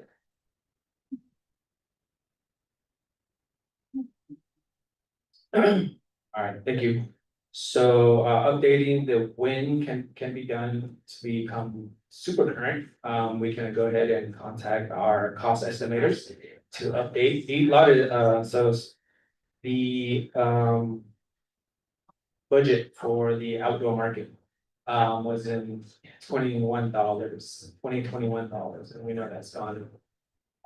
We did add some more to our master plan, and the correct amount is 89 when our master plan was done. So when we started the master plan, when we entered it into the WIN system, it started at 39. And as we continue programming, it increased. So so we can update that WIN system on those. And so I will definitely look at the appropriation laws and speak with our delegate on this. Now, saying that what we do have as far as what we've secured, we haven't secured any construction funds. We use the sales tax dollars for planning, and we also use it for match. So last year we applied for $20 million for our community center, the gym, the new chapter house, and the outdoor market. And of course, we know Trump came into the power and he got rid of all the grants. We were very confident in our grants proposal. And we were thinking, since the allocation was for 300 million for Native American tribes. And the max was 20. And it was requested to apply for the max 20. We haven't heard back from the EPA. So matching funds does take quite a bit of, budget. So, fortunately, that 20 million, unfortunately, fortunately, that one didn't ask for a match. Let's say, like, we did secure a $500,000 from the USDA. And the match on that was 25%. So we used the sales tax dollars and we were going ahead and done that. Again, the $3 million that we applied for the Indian Community Block Grant also asked for a match. And it came out to around $746,000. So that came out of our sales tax, that came out of our budget. And so we utilized the sales tax in those ways to develop plans, to try to secure money for design, A&E designs, and again for construction. So matching, we have to really consider the matchings that are required when we look at grants. So without the sales tax, then how does any chapter apply for anything? And which the chapter is fortunate in that sense. And as far as current numbers of people in need of water, OEH has a plan. We work with them and we see their plans and they tell us how much would be needed to develop an actual certified plan, engineering plan. And so we'll communicate that to our delegate and try to bring OEH and the delegate together so that he could advocate for OEH instead of waiting for the budget on their end, that we can, streamline it faster. So at the current, with OEH information, our data, I don't have the number of exact homes, but I do have, I believe it was around $500,000 or maybe 250,000, excuse me, yeah, $500,000 or 250,000, it's one of the two. That is needed to do the design for OEH to provide sewer lines, not water lines. The water line proposals, would probably be a little lower because it's, providing less. As the line is going out further west, Tuba, reduction of homes. But again, as our community development department, we're structuring ourselves to really provide a visionary aspect of residential development planning. We have about 2,500 homes. So we like to try to plan for double. 2,500 more homes in Tuba, but with roads, right-of-ways, so we don't have this unplanned area where it's impossible to turn a dirt road, a muddy road into a road because of the home sites are not planned. And I'm sure that's the situation across Navajo Nation. And that's what we're working on at the moment. So we're probably going to be looking at more planning expenses, engineering studies to develop these residential plans for home site development. But back to the question of the number of homes that need water.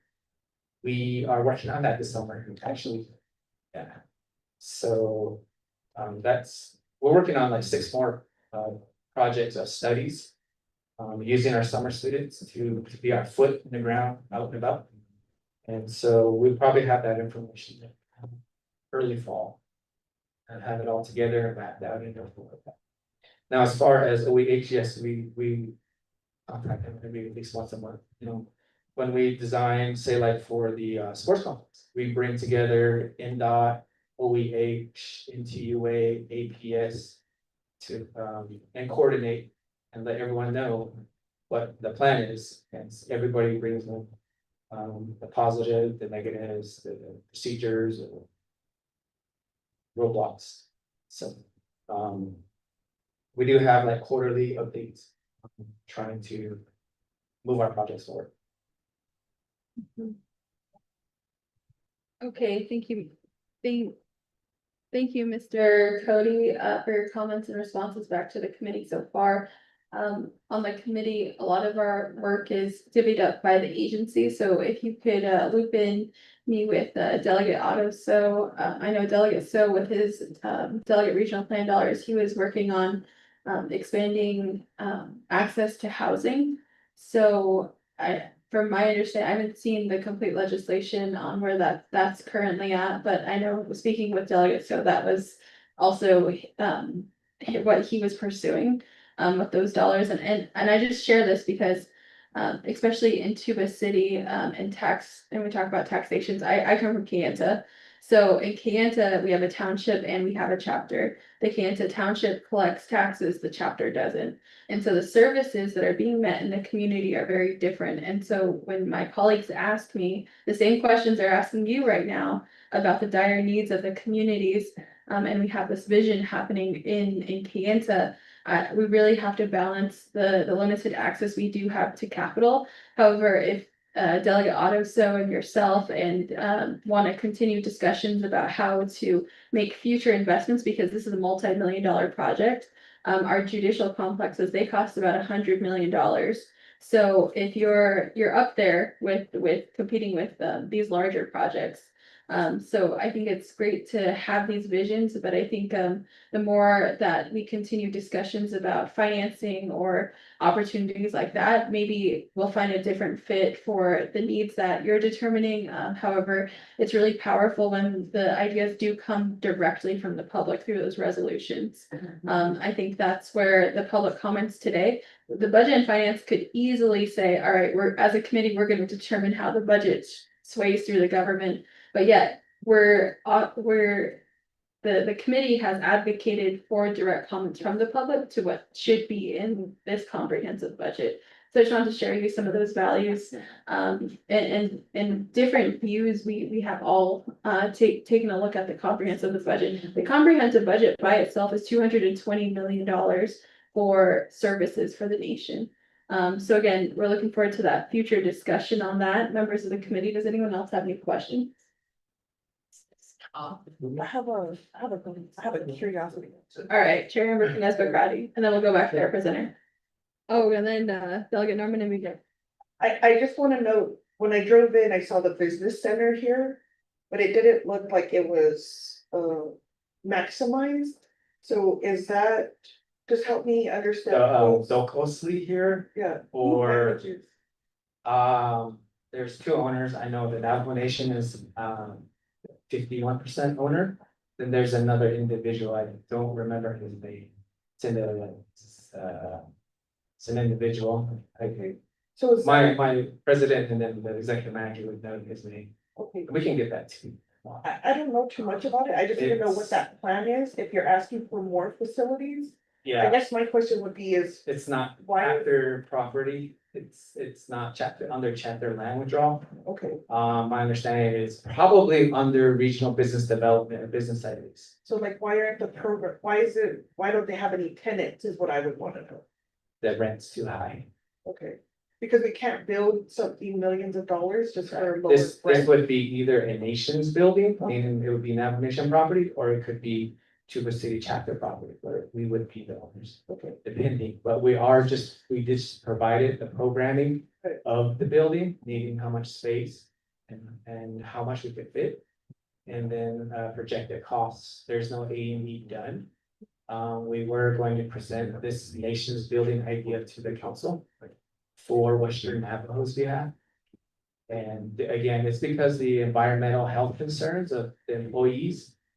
They're in dilapidated buildings with health concerns.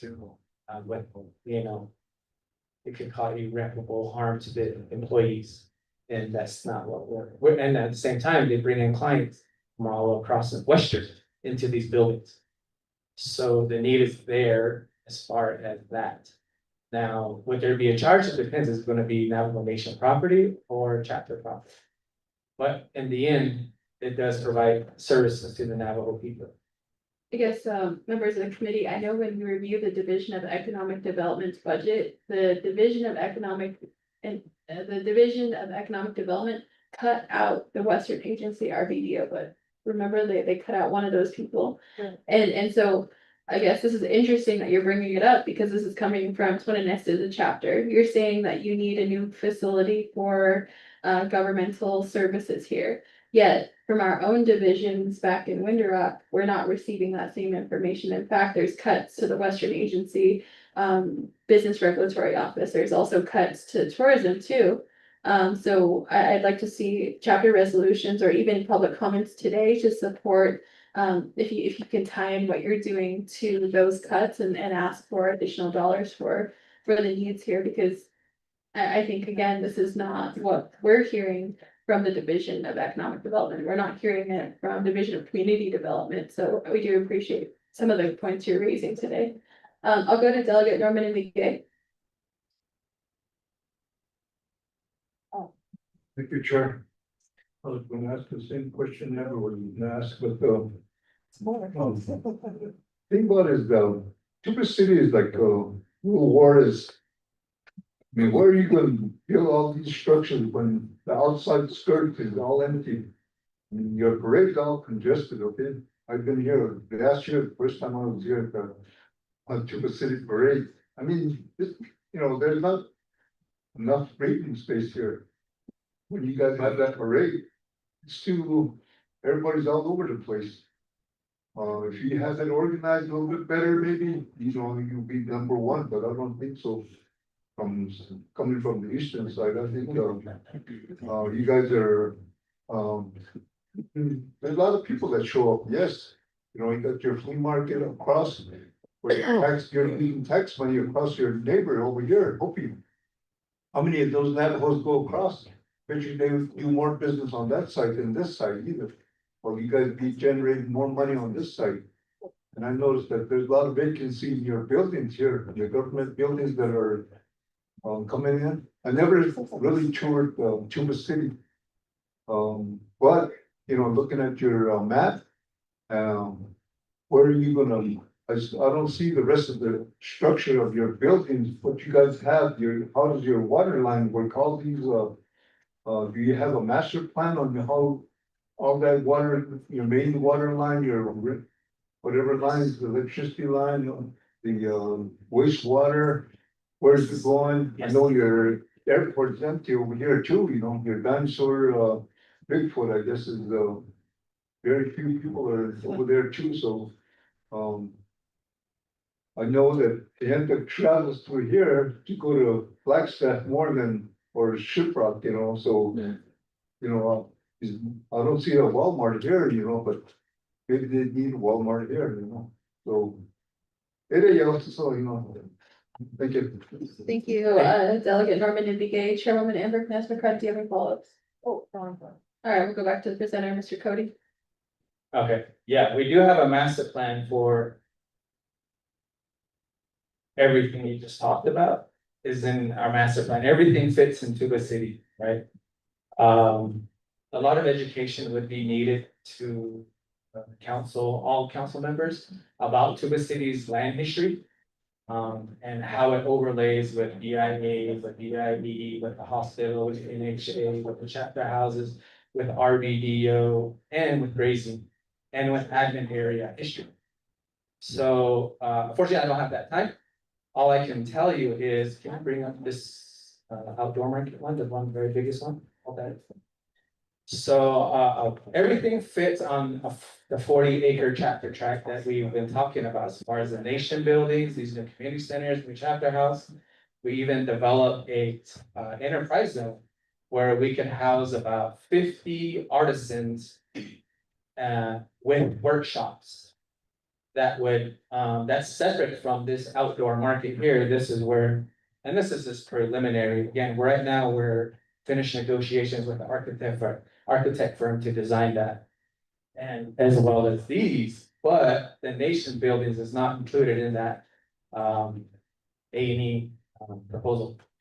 So the reason we don't have a Walmart probably because we only have bashes on the Navajo Nation. The bashes are contracted with Navajo Nation only because they were going to be the sole source of that. And that's why there's no Walmart here, because they sell that. And then again, Walmart doesn't come on the Navajo Nation because Walmart wants to own the land underneath Walmart. that to answer your question. Now, maybe we could reach to Walmart Europe, who's a different You have oil and gas here? oil and gas. What do you mean, do we have oil and gas? That one issue. Make one more. Yes, well, I'm gonna say no, but we do have a gas station that buys gas from Navajo Oil and Gas.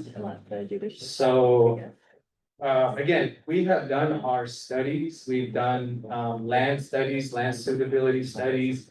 We've programmed to space everything that I've talked about here within the spaces available into the city. You're bringing up a conversation about,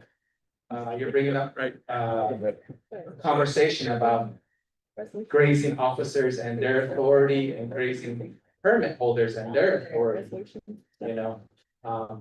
And again, it goes back to the history. We had a freeze here for over 50 years. The only development was within this little area called the administrative area, right? And so the planning on that was pretty poor. And without the acknowledgement of the federal courts, the Navajo Nation went ahead and developed outside the admin area because it was necessary. But when it did get lifted in 2009 by the Obama administration, the Navajo Nation never came back to continue planning. And I think they didn't do that, unfortunately, didn't do that great of a job. So that's where the chapter itself has come in. The understanding between the chapter and grazing laws kind of puts the chapters at a disadvantage for development and planning. So we do our best to work with our grazing officer, and we try to provide as much services as we can to our grazing permit holders, providing services from community development to try to, include them in what the chapter has envisioned and for the reasons of why. Again, and that goes back to the community health assessment and economic studies and things like that. But what I wanted to bring up when you guys talk about prioritizing or justifying the comprehensive budget to include to the city, but to include all of Navajo chapters, is according to the studies, Navajo Nation Society, when you take a snapshot at it at the moment, we have behavior patterns of addiction, we have behavior patterns of single family homes. We have behavior patterns of obesity.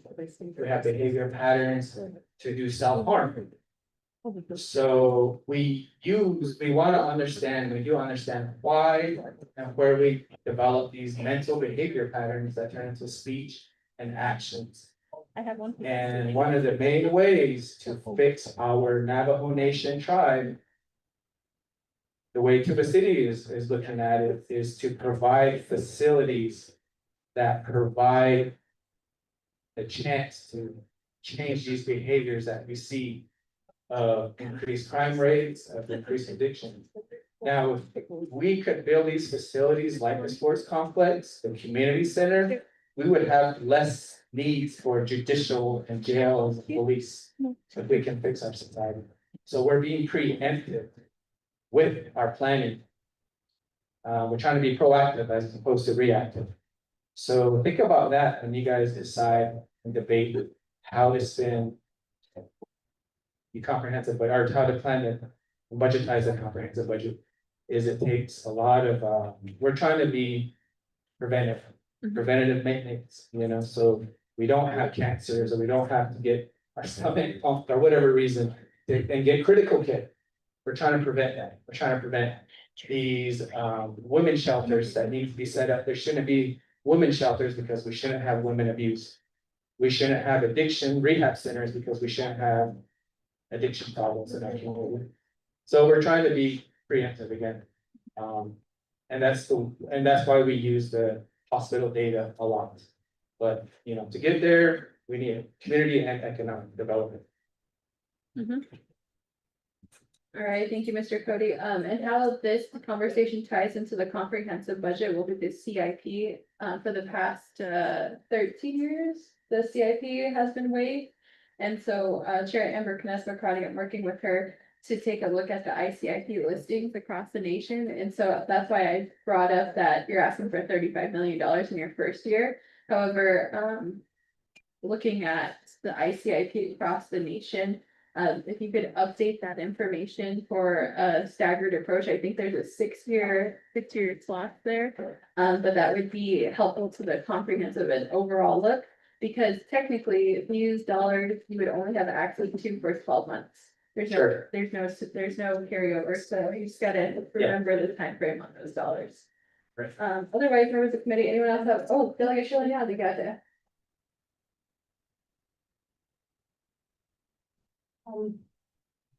Good afternoon. Thank you for your presentation and just kind of thinking about how you're planning for Tuba City.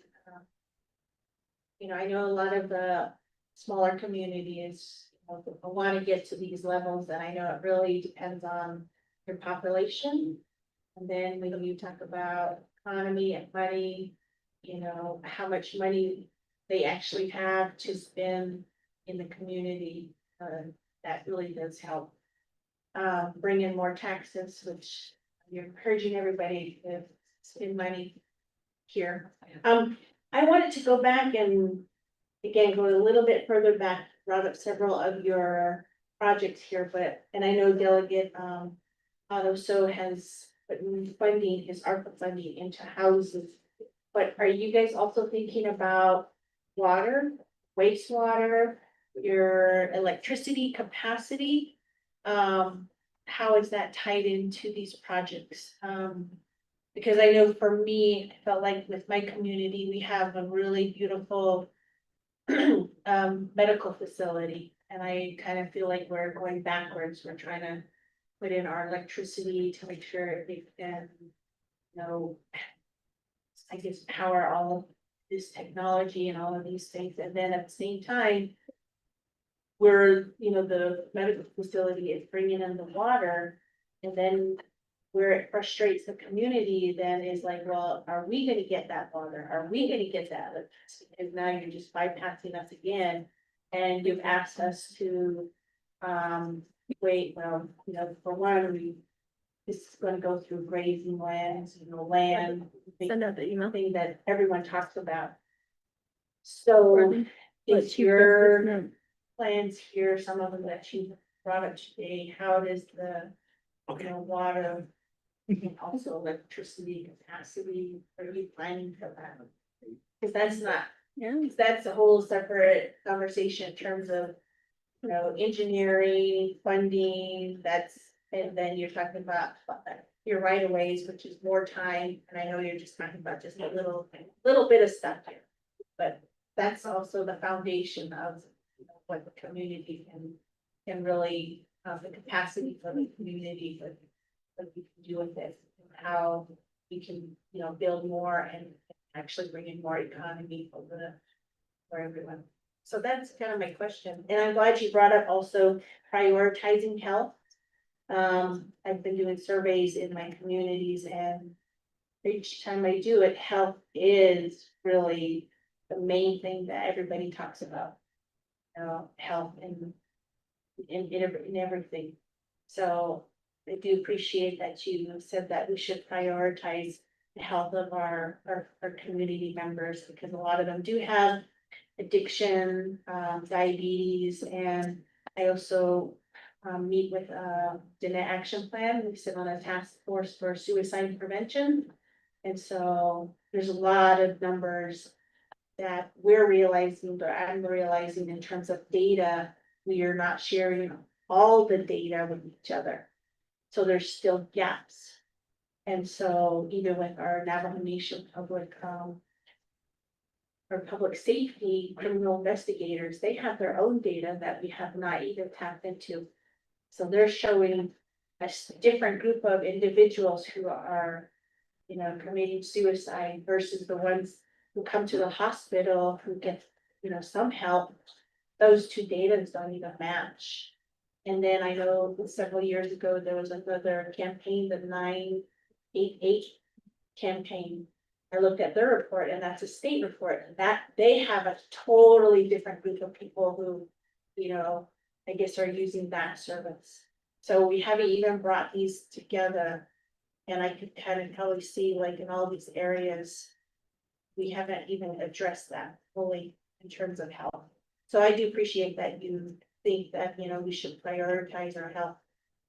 But yeah, that's my comment and my question. Thank you. Thank you, Delegate Sherlin Roundy. I'll give the floor back over to Mr. Cody. I'm a father of 3 children.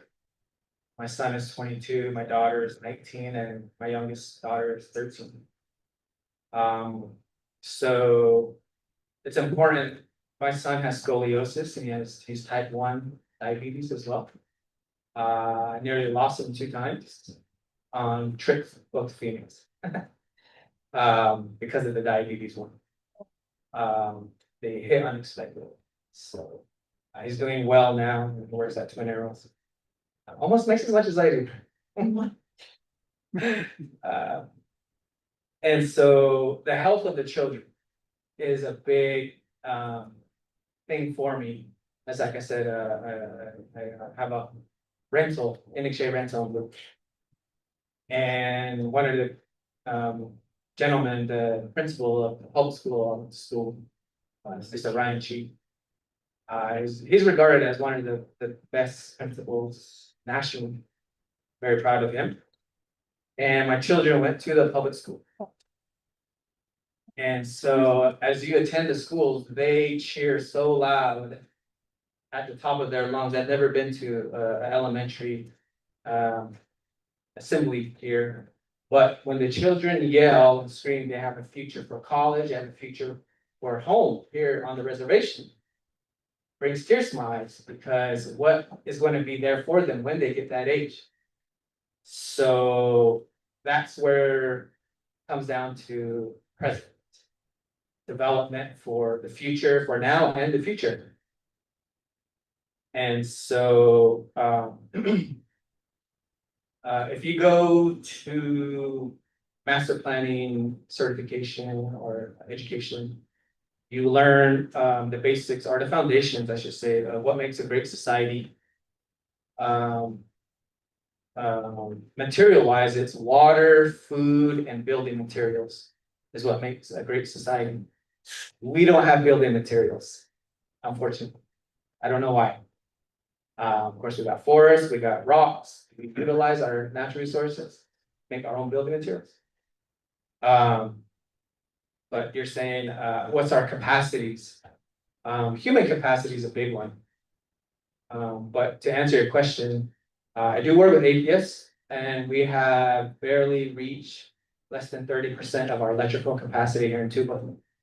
So 2,500 homes is not, we'll probably barely get close to 50%. So electrical, industrial and commercial development. APS says we have more than enough power. Water, if you look at, I'm a part of the Arizona Planners Association, and water is a big deal. And before any development happens, you got to have a water plan to say how much annually you're going to take, how much water you're going to take, which gives, you know, the county board or the city board an eye look of what it's going to do to the groundwater supply. So we don't even have those kind of measures here on the Navajo Nation at all. But I've reached out to Navajo Nation Water Resources. We looked at their 2014 water plan. And I looked at it about 6 times, 7 times. I did not see a water capacity with development there. I did call them, but I was reached out by the EPA who told me when I gave them the question, how much capacity do I have for development in Tuba? And he told me, listen, you're fine for 100 years. I said, including the drought? So yeah, I said, can I get that in writing? Unfortunately, that man is not at Navajo EPA anymore. So we got to start from scratch and trying to come up with that. So again, Sonata Lake Enterprises, when I did work with them, about 8 years back. And recently during the pandemic, they tried to tap into Tuba City's water supply and take it down to Curly Valley. Which, they tried to pass a lot of legal laws and legalities. But the grazing people said no, and that was the main thing that shut that down, which helped me, look more into all of the water policies, water laws, and the background of this stuff. So, in my eyes, we have more than enough water for development at the current time. And the wastewater treatment, I assisted in TUA. And the chapter assisted in TUA. We provided outreach, we provided education, I provided mapping services. I provided, again, some of this information right here to RDC on behalf of NTUA to justify a wastewater treatment plant. So the wastewater treatment plant was approved, the land for it was approved down in coal mine in Curly Valley. So the capacity of this wastewater treatment plant that has been approved, that's being, moved along, it's gonna be constructed, they said within 3 years. Well, what we have now will only take about 7% of that wastewater treatment. So we have a lot of development to do to get that capacity, but it's gonna be able to be expanded quite easy to double its capacity. So they designed it that way. So that, if that answers your wastewater, electrical, water, and wastewater capacity questions. We do have all those capacities in line. So. You wanna sit down? You guys wanna sit down? We sit down all day anyways. Okay, well, it's up to you, I mean. Please. Thank you, Mr. Cody. Members of the committee, are there any other questions? All right. Last question. Okay, Delegate Lester Yazzie, we want to make sure, Mr. Ty, could you just make sure that we save some plates for our presenter today? Okay, we have plenty. All right, Delegate Lester Yazzie. Yate to, yate, no. Thank you for your presentation once more and sharing the utility capacities of your capital projects that you are proposing. And I know that the Budget and Finance today has some questions on some of the essential services such as the health, the wellness, the economic opportunities. But one question I had was, well, first of all, let me commend on your fairgrounds. And you mentioned the amphitheater.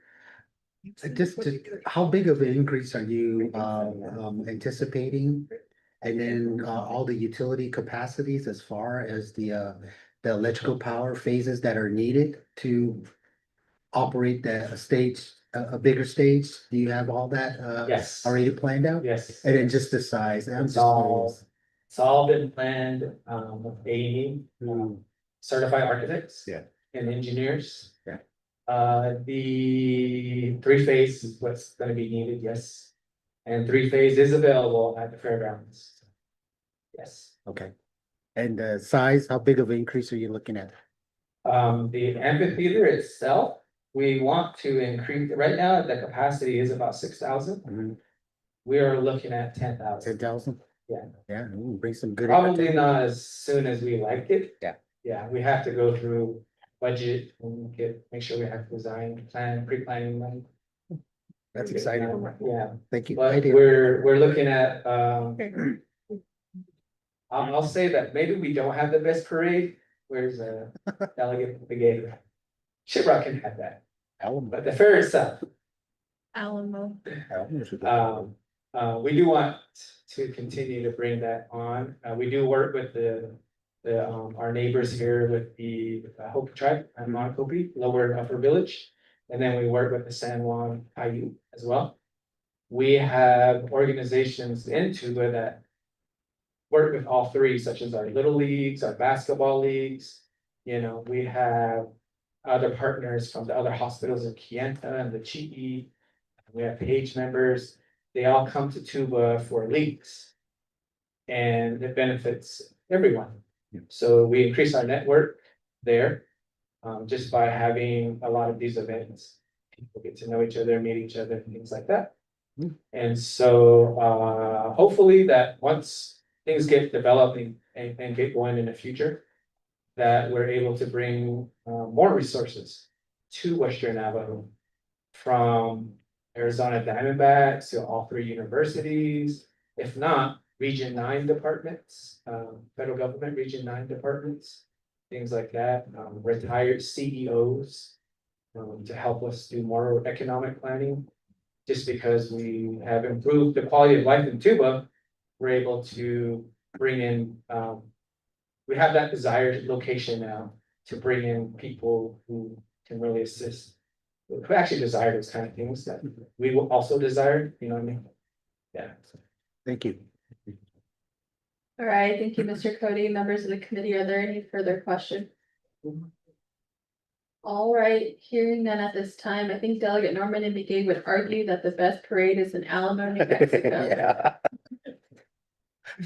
Number one, start with A, Yeah, we've had a kilometer. Delegate Norman and Begay was the Grand Marshal last year, so we all supported him. We were very excited about that. Delegate Norman and Begay is our, when the Budget and Finance Committee can't be at a function, he represents the committee very well, usually at the retirement dinners. So thank you, Delegate Begay, for your service. I know he has to, So I'm out of here. yeah, Delegate Norman and Begay had to drive 4 hours, if not 5 hours this morning to be here in Western Agency. So thank you, Delegate Norman and Begay. Monday's, Monday's public hearing will be at El Jeto at the Monument Valley Welcome Center across from the clinic. send me the, GPS? no, the, Roundabout, right? luxury, suites. The hotels in Kayenta? You know, Monday, Oh. there's Sunday, maybe. You can stay at the View, which is right there, it's like 3 miles from the Welcome Center. Whatever. Yeah, I'll send that information out to the committee. I live like 25 minutes from the Welcome Center, so. I'll send everyone, information about, where we can, logistics for Monday, so thank you all. Thank you, Delegate Norman and Begay. Thank you, Mr. Cody. I'll give the floor back to you for any closing comments, and then we'll go to our second, request to speak. Well, if you want to buy gas, get at Westerners, they get their gas from Navajo Oil and Gas. Thank you all. Or if you're coming through Kayenta, then, there's lots of gas stations there too. I think everyone on the committees will be going through Kayenta. They're not gonna come through Tuba City. I want to start from Back to the Future, where you just put garbage in it. Oh, And yeah. they just drive around. There's actually, there's a Tesla charging station in Kayenta now. So there's a supercharge station. in What Kayenta. he's talking about. Yeah. Okay, thank you, Mr. Cody, and thank you all for your presentation today. If you have any official documents to submit for public comment, please leave that with Mr. Mose here, and then he can scan that and distribute that to the committee. Email it. Yeah, Mr. Tahi or Mr. Mose, I think Mr. Mose's email. He's recording the meeting, so thank you. Okay, next we will go to our second request to speak, Ms. Fern Benali.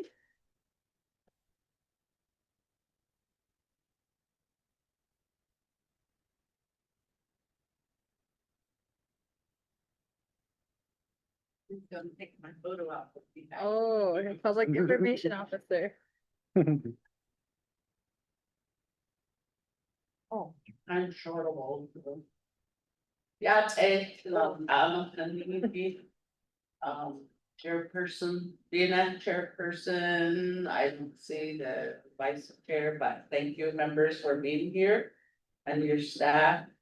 My name is Fern Benali.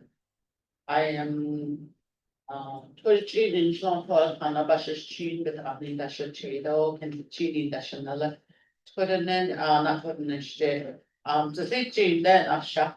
I'm actually a member of the Black Mesa Review Board under the Navajo Nation, and also wear a different hat, which is the Navajo County Board of Supervisor in the District 1. And I just come here this morning mainly to listen. Because I have 10.5 chapters that are of the Navajo Nation that I go visit.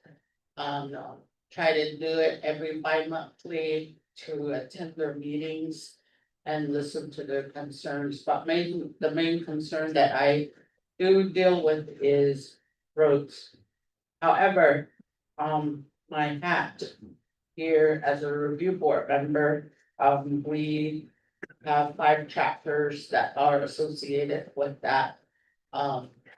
Board that we meet up at the Peabody Warehouse Conference Room. And we don't really have a building, we did request a building and sent a resolution to the speaker's office, and it kind of, I don't know what happened to it, maybe she has it, it's lost in the shuffle, nobody's addressing it. We need a building, so.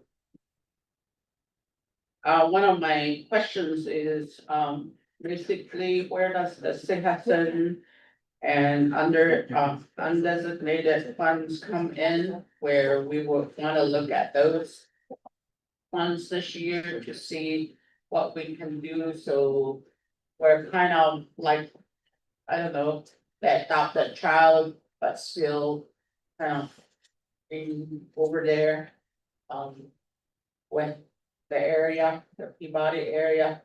We have to let them know when we're meeting or when we cancel our meeting. And when we want additional meetings, and because they supply the conference room as well as security personnel to be at the desk there for us. So it's kind of, you feel kind of like the stepchild there. We still feel like the stepchild to the Navajo Nation as well, because we don't know exactly who to address this to. And even our delegate, we send her information, request her to come, but she does not respond. Every now and again, she shows up to our meeting, I think over the last 4 years. Oh, actually, it's 2 years. She's shown up a couple of times, 2 times. But the speaker has visited us on there on site, so we're happy with that. She's able to see what's going on. And so I'm looking at, still trying to get a building for the review board so that we can have a place to meet where we feel like we're at home instead of just visiting. And I know that it's gonna be costly. We did ask everybody to preserve the,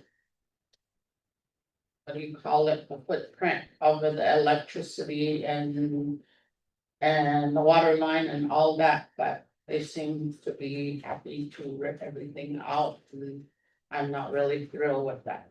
So as council delegates, we need your help in that manner. And try to see how we can work with Peabody for them just telling us, you know, everything has to go back to the way it was. Nothing will ever be the way it was. And we do need some of those infrastructures, and especially the fiber optic line, as well as infrastructure, electricity, and water lines, some of them that were needed. There's a water tank that was on site that we're looking at.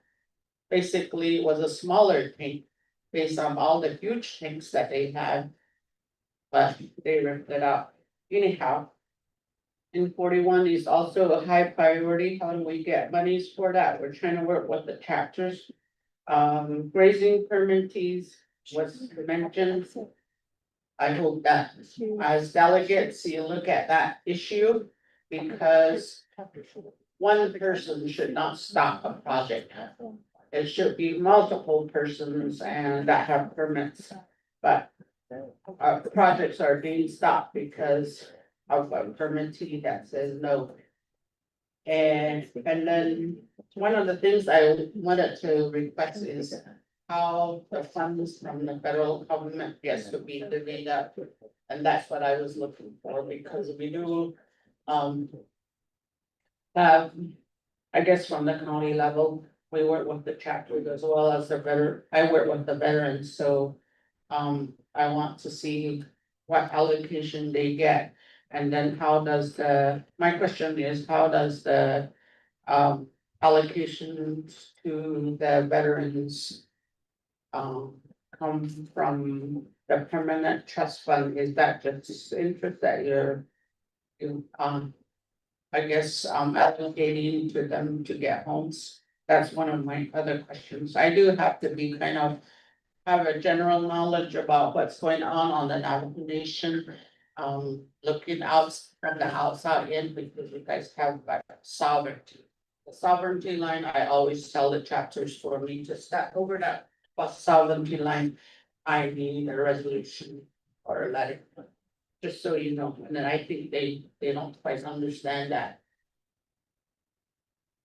That's it, I can't, I thought she was telling you, back in some, I was only here to listen, but. Here I am. Thank you. I don't know if y'all have any questions. All right, thank you, Ms. Benali. If you have any Black Mesa Review Board resolutions regarding what to do with the assets on Black Mesa, you Uh-huh. can submit that to Mr. Rose there, and then he can distribute that to the committee. Working with, the speaker's office, I have not seen any updated resolutions on how to move forward with that. So that's pertinent to any action the council can take. Those recommendations per our code come from the Black Mesa Review Board directly. So if you also have any recommendations for the Black Mesa Review Board budget, that's what we're here to talk about. We're here to talk about the budget that comes from the legislative branch. So if you don't feel that you're supported with the necessary, maybe additional staff or whatever you need, then if you have a proposed budget, we also have an exhibit E here where you can fill that out for the business unit. So that would be really helpful, because then we can amend the budget to either increase and advocate for an unmet need, but you're really, we have not had a sit down with the speaker yet, but that would be really helpful to having that discussion about how we can improve services for the Black Mesa Review Board. So those are my comments initially. I don't know if members of the committee have any questions.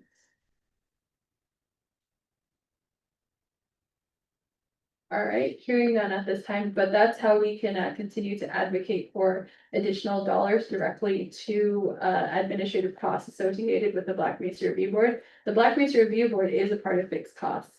So the stipends and also dollars associated with Black Mesa Review Board, it is in the fixed cost, so that is not taken out or negotiated quite easily. That is a part of the budget where we tell the legislative branch that is a part of the budget.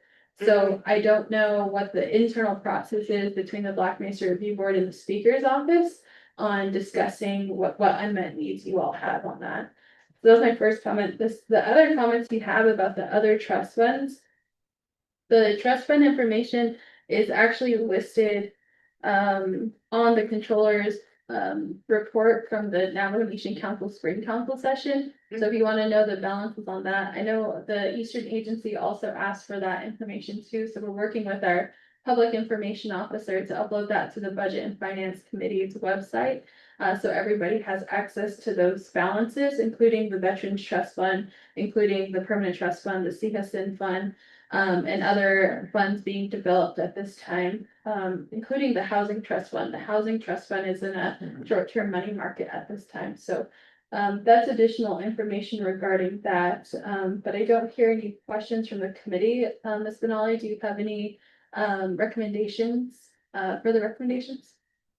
For the Black Mesa Review Board, we just do the base stipend and, some of that. We didn't get travel before, but now I believe we got travel. We do have a secretary treasurer now. She's very knowledgeable. And over the time of the COVID and moving on, before she arrived, before we got her on board. We had a lot of problems with corn. Because people were getting sick and then leaving. And then we have to search for replacement, and that's been really tough for us. Because nobody really wants to do it, just like at the Forest Lake hearing. One woman said. We dragged all these young folks in there finally, because they didn't want to. You know, they didn't want to be an official. But we had to really beg them to become officials. And that's kind of how it is for us. I've been told not to say that, but it is rough trying to find somebody that will make the sacrifice and make the, be at the meetings. And we did get one young lady. And she only lasted for 2 months, so. So the others, they'll just, after their term is done, they will leave, and that's really hurt us. And so, but we do have some unmet needs that we want to be addressed. Including securing a building where we can feel that it's ours, and where people can not have to be embarrassed or shy to come in. Because I think at the coal mine where we have the use of the conference room. Some people are shy to come in because they, set some ground rules for us that some people don't really wanna deal with. And that's my further comment. And I know that the area had negotiated with Peabody for some Peabody, what we call Peabody settlement funds. But that went to some of it, most of it went to the chapters. That was for infrastructure. So like I said, at the Forest Lake, public hearing regarding Peabody. The company having billions in profits. As the Navajo Nation got millions, we still don't have a road, a Fairthrough road. Or any water line that are functioning for the local people. So. That's how it is. I understand about your budget, having these. But I just thought that I would, make comment on this because. It's important for.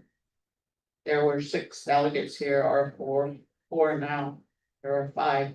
However, it's important for you guys to know. Where I'm coming from. Kaya that's what I but in since 20, that you try to remember, a Black Mesa Review Board as a advocate, but it can only do so much. It's in the delegates' hands that are part of this whole area. And beyond, that needs to fight for, to get some of these, amenities up on the mesa infrastructures. And to help us to let everybody know that. Some of these infrastructure not need to stay, it took money to go in, and it'll take money to go, to be removed. But they go and just rip it out, is my thought. Thank you very much again. All right, thank you, Ms. Benali. I guess, if you're depending on the council delegates to make a determination, then I think the question is how. What is the purpose of the Black Mesa Review Board? Because that is a part of our fixed costs right now, and if the Black Mesa Review Board is stating that it should be up to the council delegate, sure, I think then it's completely on the council delegate. But because the Black Mesa Review Board is a part of the code, it's a part of the fixed cost, the Navajo Nation government, you're taking resources from all 5 agencies so that there is one fixed body called the Black Mesa Review Board that can pass resolutions. Their sole purpose, they have a plan of operation that says they make recommendations. to the council. They're essentially a committee by themselves to make a determination on what to do with those assets after the Peabody closure. So I guess that's from a budgeting standpoint is then if the Black Mystery Review Board is saying, all right, we can't do our job or our hands are tied, we can't do it. And you're telling it that the delegate should do it, great, then the delegate should do it. But then why are we continuing to fund stipends if those recommendations are not coming from the Black Mystery Review Board? So this is the section where it's entitled to section 902. So the Black Mystery Review Board is codified. So I guess that's a continued question. Yeah, well, I want to respond to that. What I'm saying is, once the review board pass resolution and send it to their council delegate or to the speaker's office. And then that's where, you know, it becomes the delegate's responsibility to assist with that. And then reach back out to the board to say, okay, we need more information.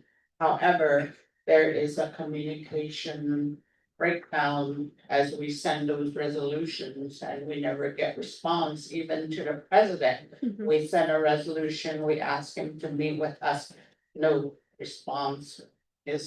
That's, you know, once we reach out to Window Rock administrative or legislative or not judicial, but executive.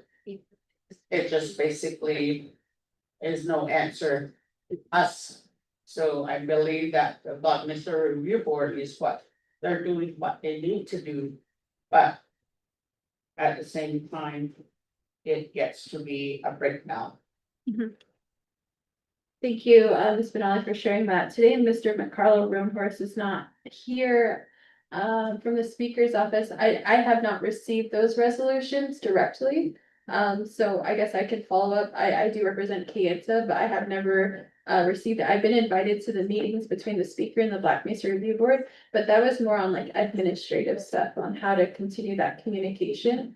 I have not heard yet what those resolutions will do and recommendations to RDC. I know RDC did visit the coal mine recent or the mine recently, but I think there was just two members. Delegate Vice Chair Casey Allen Johnson and Delegate Shauna Claude. Those are the only two members that went to that site visit. And so I have not heard anything from Resource and Development Committee, just to give you an update on any resolutions that might be carried through the council. So I'll work on that. I will see from the speaker's office how that information funnels up. And I have been in contact with also my colleague delegate Jermaine Simonson, and she's shared also the breakdown in communication too. So thank you. Thank you. Again, I think the staff passed out that exhibit E to you, so if you have recommendations for unmet needs, then we can take that too. So thank you. Okay, thank you. Appreciate your response and we'll follow through with that. Okay, great. I have no further requests to speak this afternoon. I'll check with staff. Did you all receive any other further requests to speak today? All right, members of the committee, do you want any offer any comments this afternoon? I'll go to Chairwoman Amber Kness-Carty. Thank you, Shadajan and colleagues. If I could ask Mr. Tahi, if we could follow up on this business center. If Navajo Nation in fact owns 51%, then I would want to request an update on what funding was used for that center and then the plan to get tenants into that. So I'm not sure if it was, when people say like Navajo Nation government, or it might be, I'm assuming it might be Navajo Nation shopping centers, I'm not sure. And then we could, Or it could be county owned. right. So if we could just kind of figure out what's going on there, that would be nice. maybe at our call at 2 o'clock with the Washington office, we let them know that the chapter had a $20 million grant proposal to US EPA, and they're not sure if that's gonna be funded. Because we're trying to select the impacts to Navajo Nation. And I think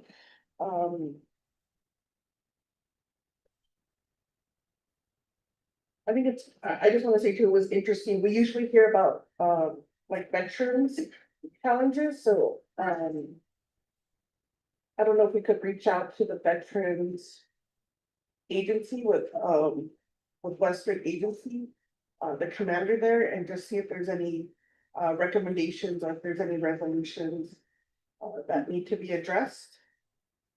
And we're continuing the conversation with senior centers, that's happening right now.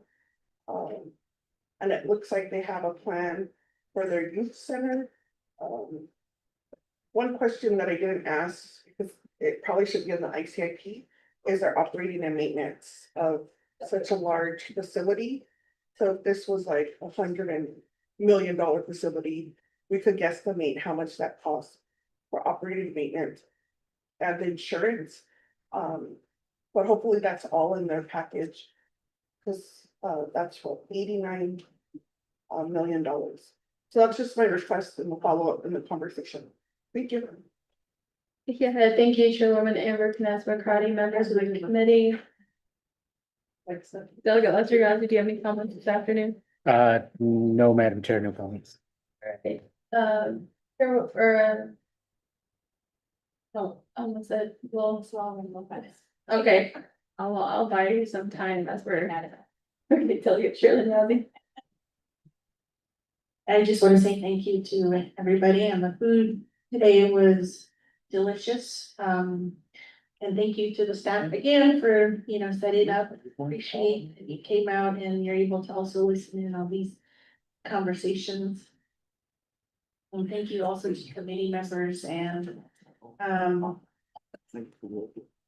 we didn't receive a lot of, public comment. I'll just kind of leave it at that for now. We would get more, Ojito, come out. And we'd like to hear you. These public hearings are very important to us. It helps us to really understand from the individuals in the community, what. I know there's a lot of things that frustrate them, but it is important to be a part of this legislative process, because then you're on the record and we can follow those comments and any of those requests and understand from where we sit how we can help, or if there's another route we could take.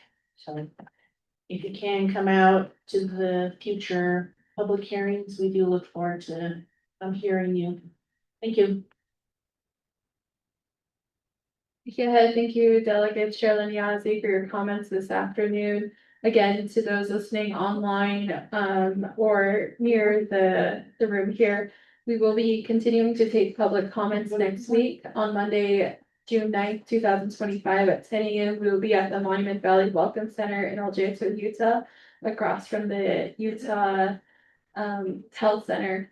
And on Tuesday, we will be in Ninatnizad, Fruitland, New Mexico, and we're gonna start at the chapter at 10 a.m. And on Wednesday, June 11th, 2025, we are going to be at the Navajo Tribal Utility Authority building out in Chinle, Arizona, and that will begin at 10 a.m. So we're looking forward to everyone's public comments. Again, if you have letters, resolutions, comments to provide to the Budget and Finance Committee on the FY26 comprehensive budget, please submit those to Mr. Tahi or to Mr. Leonard Mose, and they'll share their information so that they can receive those comments, and that will get to the Budget and Finance Committee.